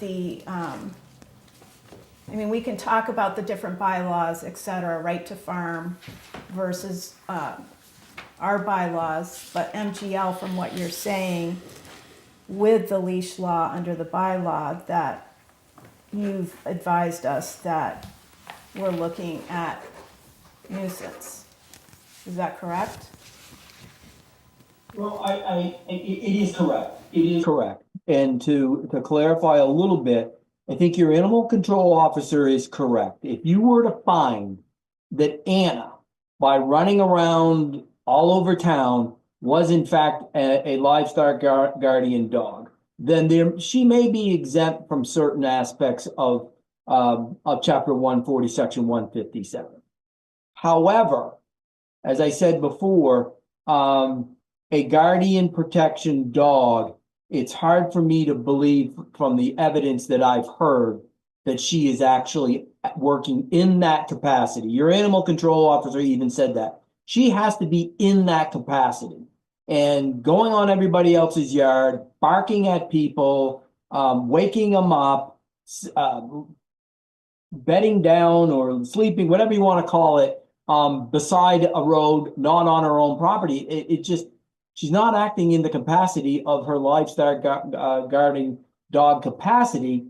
Therefore, in my opinion, Chapter 140, Section 157 could be applied to her as a nuisance dog. You could also apply 157 to say that she's a dangerous dog. However, that is a more detailed analysis, and I mean, I'm certainly happy to read you what you would have to find, but I'm not sure that we've even met that criteria. She hasn't bitten anybody. She hasn't acted in an overly aggressive way that is disproportionate to the threat or anything like that. I think the big issue here is that she barks at people and she's running large. And she's not doing that in her capacity as a livestock protection dog. So therefore, in my opinion, chapter 140, section 157 would apply. Okay, just so one question for you. I've been through a few dog hearings and they're all a little different. Is there an option to continue the hearing? Since it sounds like we're relatively close in the final stages of the trapping, so that we don't have to move to the next step, is there an interim step that we could do that would actually continue the hearing to another time? And would that be advisable? So what the statute said is based on credible evidence and testimony presented at the public hearing, the hearing authority shall, if the dog is complained of as a nuisance, either dismiss the complaint or deem the dog a nuisance. Nothing in that section says that you can't hold two hearings. Nothing in that section says that you can't continue this hearing to a time and date certain, at which time, after hearing all the evidence on both sides, I think you'd have to make a determination, at least implicitly, that the dog is not being dangerous or a threat to the human, and that the dog owner is taking reasonable measures to try to ameliorate the nuisance. I have to admit, I've sat through many dangerous and nuisance dog hearings. I've never had a situation where a dog has been loose for over a year. I find that amazing in this day and age that we can't catch it. But in any event, if you so wanted, what I would suggest is you don't close the hearing, the public evidentiary portion of the hearing, because at the next hearing, you'd want to hear additional evidence, probably from your animal control officer, maybe the police, maybe the neighbors, and then of course from the dog owner. Our hope is that she would have caught the dog by then. And at that point, in my opinion, even if they've caught the dog by then, you can still have your hearing. And I think at that point, you could also order some type of disposition wherein the dog would be required to be retrained. They can train even almost the most incorrigible dogs, dog fighting, pit bulls. They can train them not to do that. So I'm sure that if Anna was caught and the proper resources were put into it, I'm sure that she could be rehabilitated and learn to stay on her property, which would alleviate the concern that your animal control officer just raised, a legitimate concern. But if you so choose, you certainly can continue the hearing to a time and date certain, and then at that hearing, you could again take it up and make your final order and or your disposition. Is it a nuisance or not? And then if it is, you can order some type of order to ameliorate the nuisance. Okay. So are we okay? I'm just looking at our steps and I'm being extra belts and suspenders cautious given prior hearings. Are we okay to actually talk about whether we want to continue or not before closing the hearing? So we're not deliberating on status, we're deliberating on whether to continue the hearing or move on to the next step. I think you can deliberate as to, or at least discuss as to whether or not you want to continue the hearing without closing the evidentiary report. All right, I just want to double check. So I'm going to look at the rest of the board. Given that information and given what we've heard so far, are you interested in scheduling a second hearing to see what progress has been made? Before we move on, I still had a question for Officer Dragon. Oh, go ahead. So you mentioned the laws and the LGD would be exempt from most of them, but still not the vaccination, correct? That is correct. And then earlier in the hearing, sorry, it took a second to find my word, you labeled the dog feral. Is that in your report? I don't know if that would be in my report or not. That would, I would say she's acting in a feral state. If you can't touch her, you can't catch her. She won't come to anyone. Okay, great. Thank you. Those were my two questions. Okay.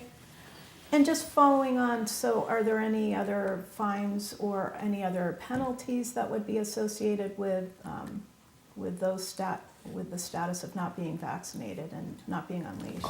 So vaccination wise, that if applied, that would carry a $100 fine for failure to vaccinate. That could be applied each day the dog remains unvaccinated.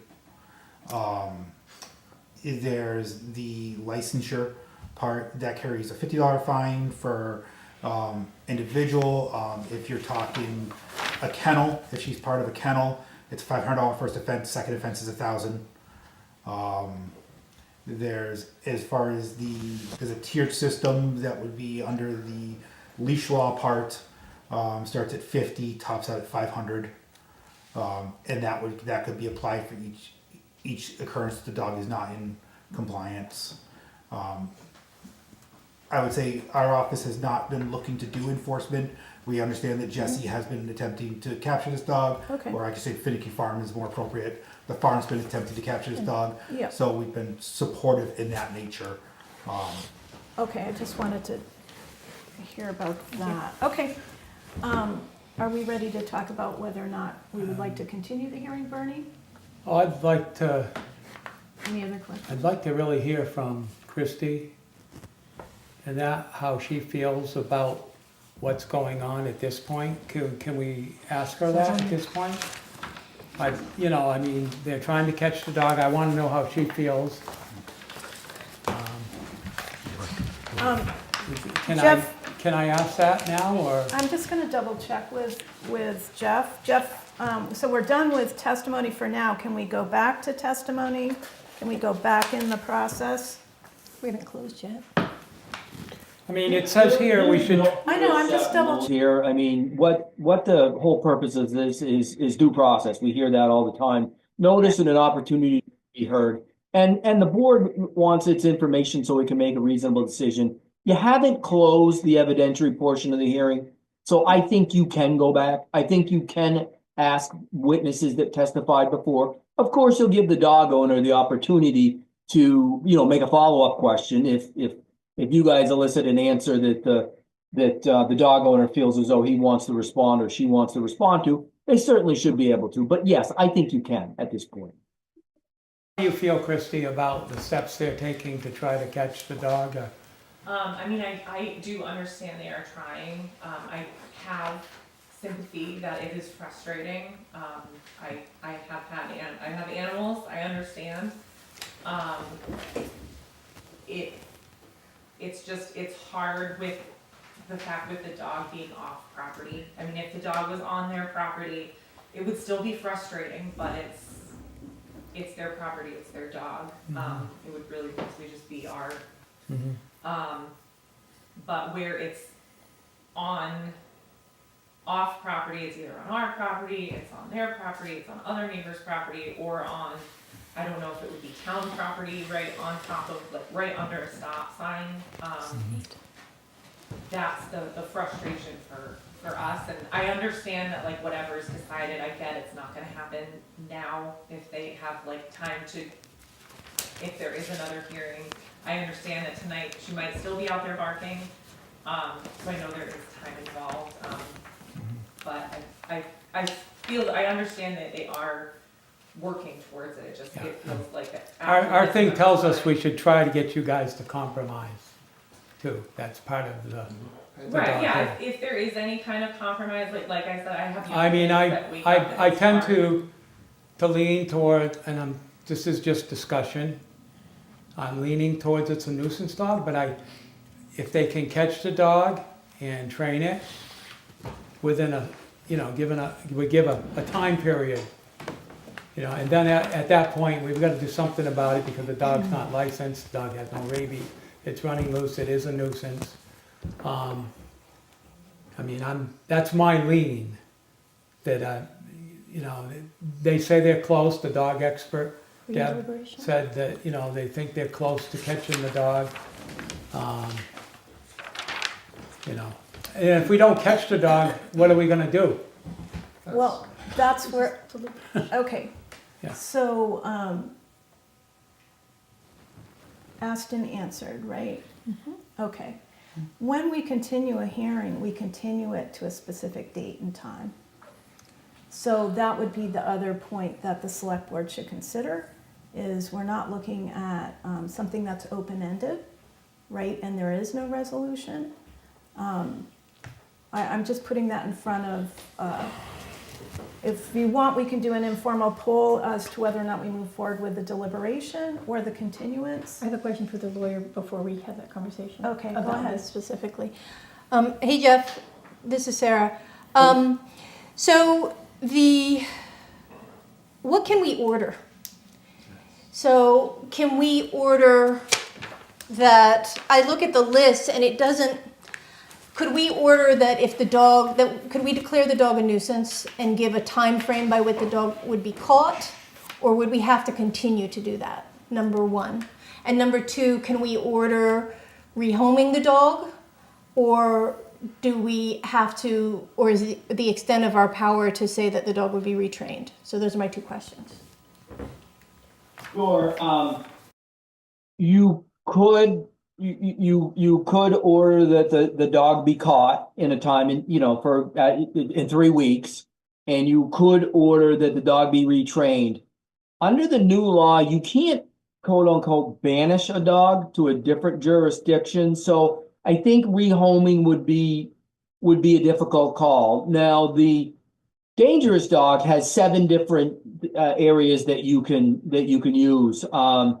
The nuisance dog does not have that limitation. It just says to ameliorate the nuisance. So, I mean, your imagination of the board is the only limitation. Of course, you're going to have to be a reasonable nexus with the complaint of activity. So I think ordering it to be rehomed would be difficult. I think you certainly could say that you shall catch the dog in a month and that you will retrain the dog and provide the board with a certificate of retraining and proof that the dog is retrained such that it'll stay within the boundaries of its either its property or the pasture with the animals that it's protecting, because they did say that the dogs were maybe going somewhere else.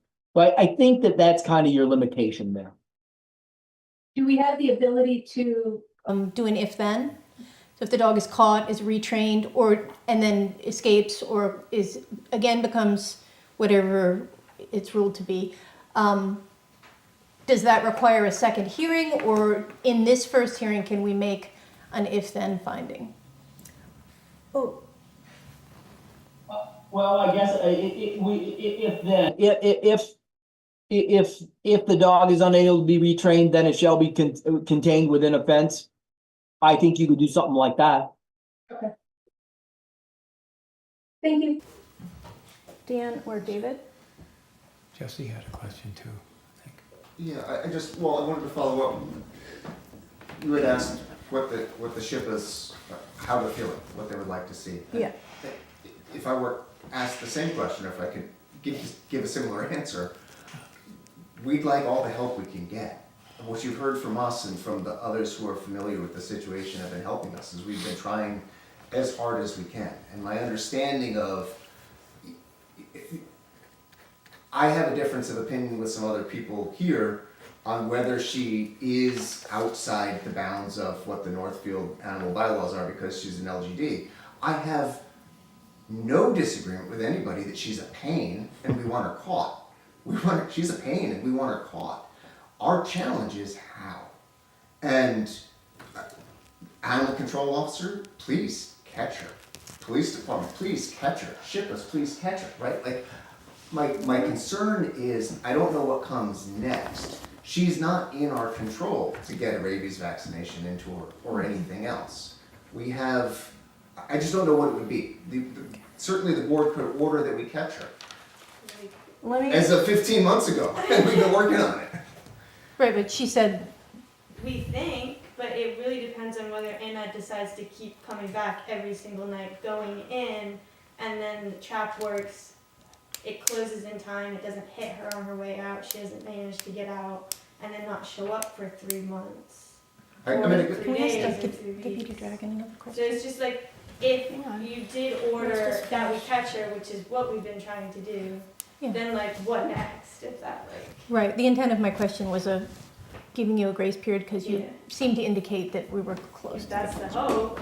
So the reason why I brought up the continuance, just for the rest of the board, and then we can move on to, back to Deputy Dragon, is the first step in any of this, regardless of determination or continuance, is that the dog be caught, Right. right?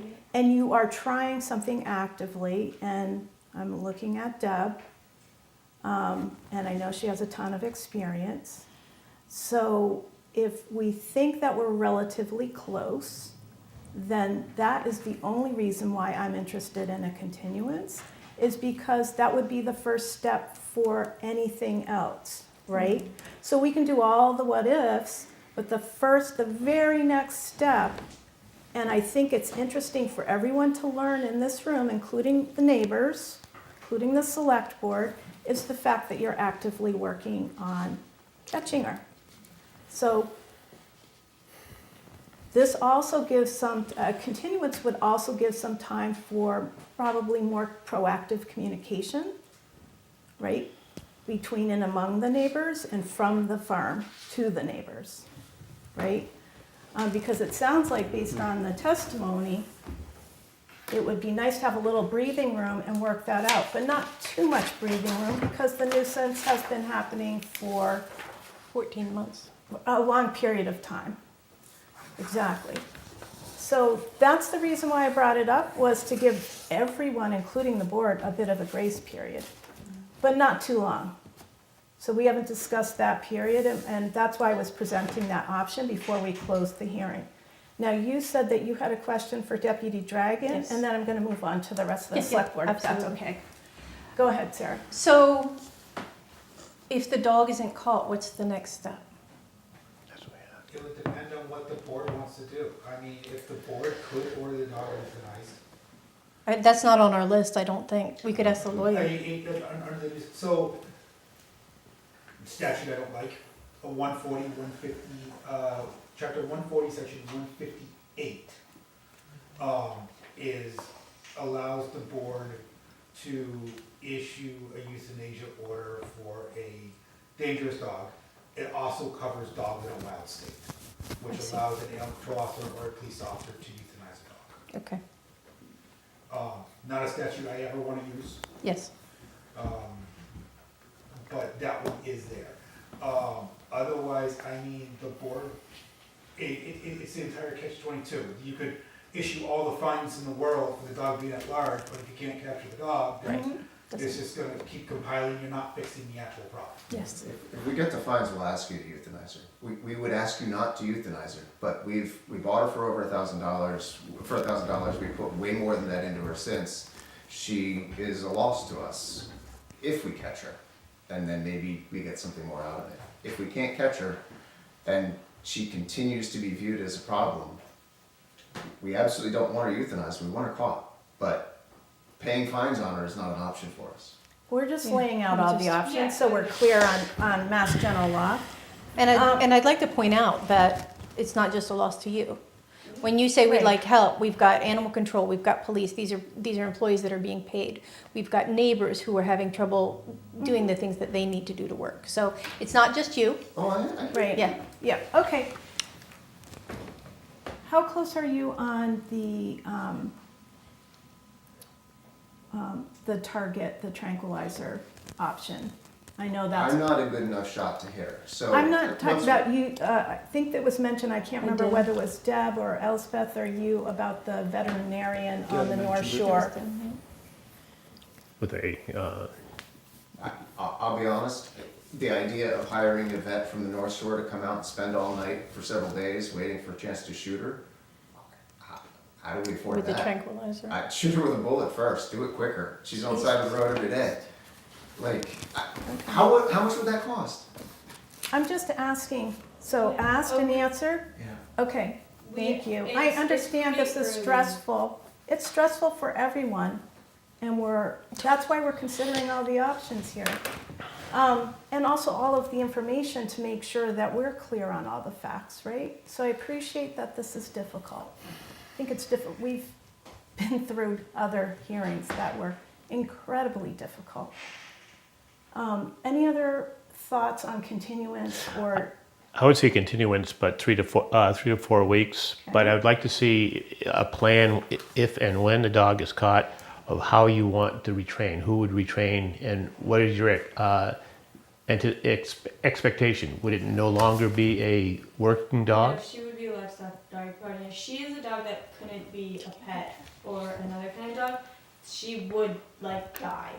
Just she wouldn't function correctly, just her demeanor. She is naturally submissive, she has been so ingrained as livestock guardian dog that trying to train her to not be that, she would be miserable, and I would see that as a humane issue for her. She should live as a livestock guardian dog, or she should be. Okay. So- All right. So can we just be, I'm looking at the okay, time, yep, and yep, I'm yep, looking yep. at the framework. If we're going to Yep. continue the hearing, that's one thing. If we're going to continue deliberation, then we need to actually cross that line. True. So I'm just asking, I'm kind of polling, so then everybody can, you mentioned your idea was continue, but do it within 3 to 4 weeks. Correct. Okay, David, what are your thoughts?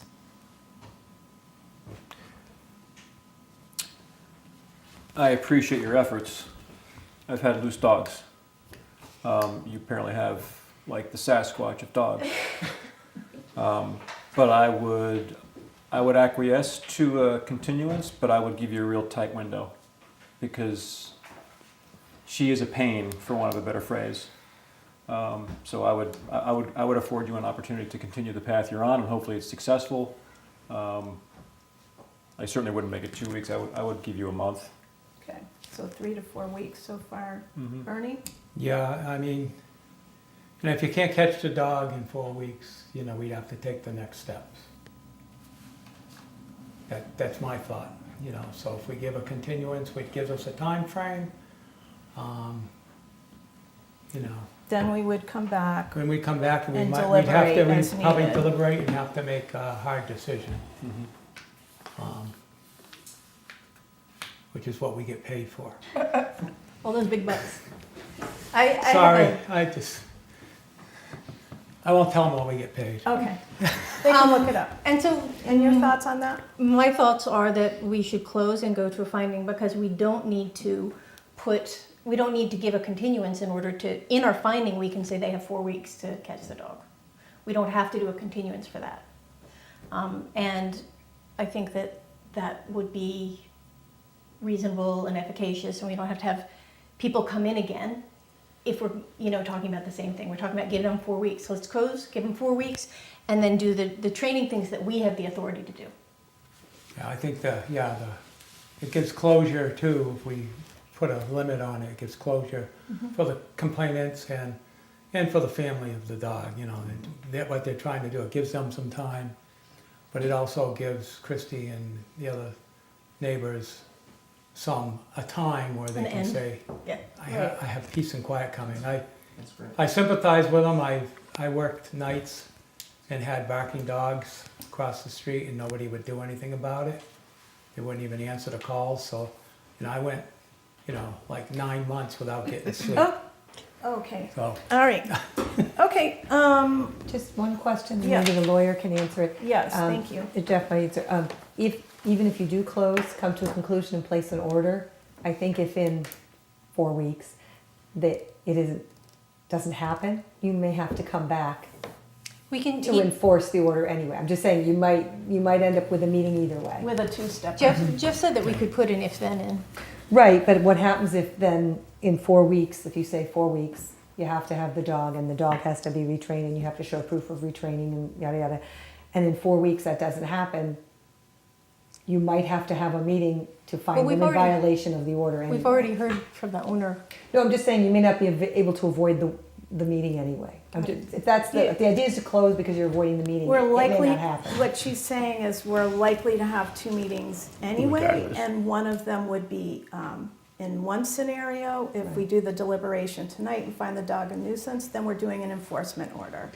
if we do this and you catch the dog, if we do a continuation, the dog gets caught, we come back, you might have more information about the state of the dog and what you want to do next. That would be useful. Well, this is all hypothetical because nobody's really had any interaction with the dog other than your neighbors looking at the dog barking at them, right? So if we're going to do it 2 steps anyway, and we're not sure about what the enforcement would be, and it's not going to be we're not going to have a lot of options, and we don't know anything more about the dog because the dog's not under your control, my preference would be to do a continuance, catch the dog, do it within 3 to 4 weeks. You would have at least a week or 2 to assess the state of the dog and what you want to do next. So then you would be providing more testimony and presumably have done more communication with the neighbors, et cetera, so that, and also with animal control, that you might be coming back and telling us, hey, we have a recommendation for you based on what has now happened with this first step, which is actually catching the dog. So either way, we have to do probably a 2-stepper. This one gives everybody a little bit more breathing room. Otherwise, we're going to be here for, I would say, another good, having done another good hour.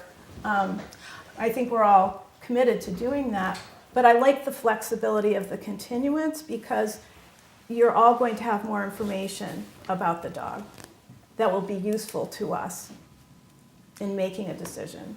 Chair, I would like to request that the complainants and witnesses have a choice about communication.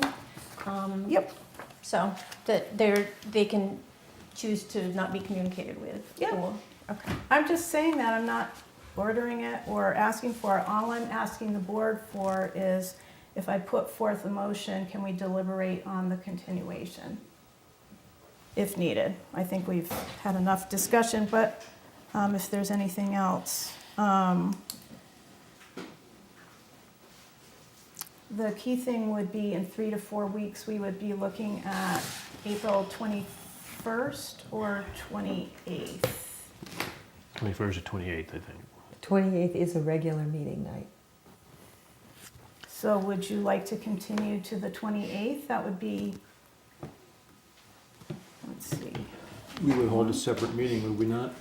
Well, the hearing could be within the meeting. I'd Because we prefer it have- on the 21st. These remember that the last one, it took many hours in the middle of a meeting. I didn't think it was, it's non-rational. Or we can also do it on if the 27th works too, if you want to do a Monday instead. Dates? I'd be fine with the 27th. I'll come in for it. 27th 's I not probably good for me. will, I'm Monday's not not good for me. sure. We'll have another Mondays meeting. aren't good for Sarah. Dan? 27th? Any day. Or the I can 21st. make it. Or 21st. 21st, 27th, or 28th? 28th, we already have a 21st is meeting. what, 4 weeks? Yes. Yes. 21st. Okay. Sarah, that would work for you. David, would that work for you? I will make it work. Dan? I'm good. Okay.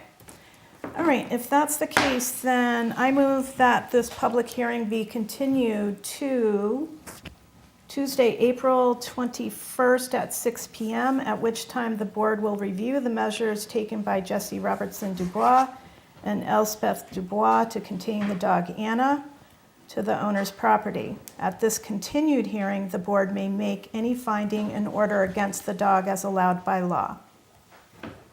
Motion NA. Second? Any discussion on the motion? All those in favor? Do we have to find at this point that the dog is a nuisance? or- No, No, We don't. next time. No. We're putting we do it off not. to see if it's captured. Okay. we're continuing and All right. all those, Aye. Bernie? Nay. Nay? Aye? Aye, okay, 4-1. So this hearing will be continued until the 21st at 6 p.m. Good luck to everyone. And I appreciate everyone's input and discussion, including the boards. Thank you all very Before we much. go, can I ask a question of the lawyer? The hearing is closed, but I did have a question. No, the hearing isn't closed, it's continued. Oh, continued. So Is it now- all right if I ask him a question? Yes. So the question is about, I mentioned the cost to the town so far, and that's sunk cost, but if we have a situation where a dog has to be euthanized, is that still a cost to the town, or can that be charged to the owners, the LLC? Yeah, I was taking a second to try to think about the question. As a nuisance dog, the option is, in my opinion, is not there to euthanize the dog. Your animal control officer is talking about section 158, which says an animal control a police officer, constable, or animal control officer may capture, detain, or in a case of a threat to the public safety, euthanize a dog in a humane manner if found to be in violation of an order of a hearing authority or a district court, and may euthanize a dog in a humane manner if it is found living in a wild state. I think that that's what he's after. I think that if the state were going to euthanize a dog, us, the town, we would probably be responsible for the euthanasia part of it. We could certainly require the dog owner to pay it. But living in a wild state to me connotes that the dog is probably going to be shot. And not sounding too crass, that's not a very expensive proposition. I think let's go back to, we're continuing the hearing. The next step is being the dog. You're actively working with one of the best people who can trap dogs. We'll leave the communication as suggested. You heard what we had to say. We'll leave that as suggested, but we're going to continue in the very next, we're all very hopeful that she'll be trapped. And we appreciate you working toward that goal. It's the goal. It's been the goal. So we're going to take all of the energy from this room and direct it at Anna going into the trap and staying in the trap. Okay, there's nothing else that I had. I'm going to entertain a motion to actually adjourn the select board meeting. So Second. They said it like simultaneously. Okay, we'll let Sandra figure that out. All those in favor? Aye. Aye, okay. Thank you, everyone. Good luck. Thanks, Yes. Jeff.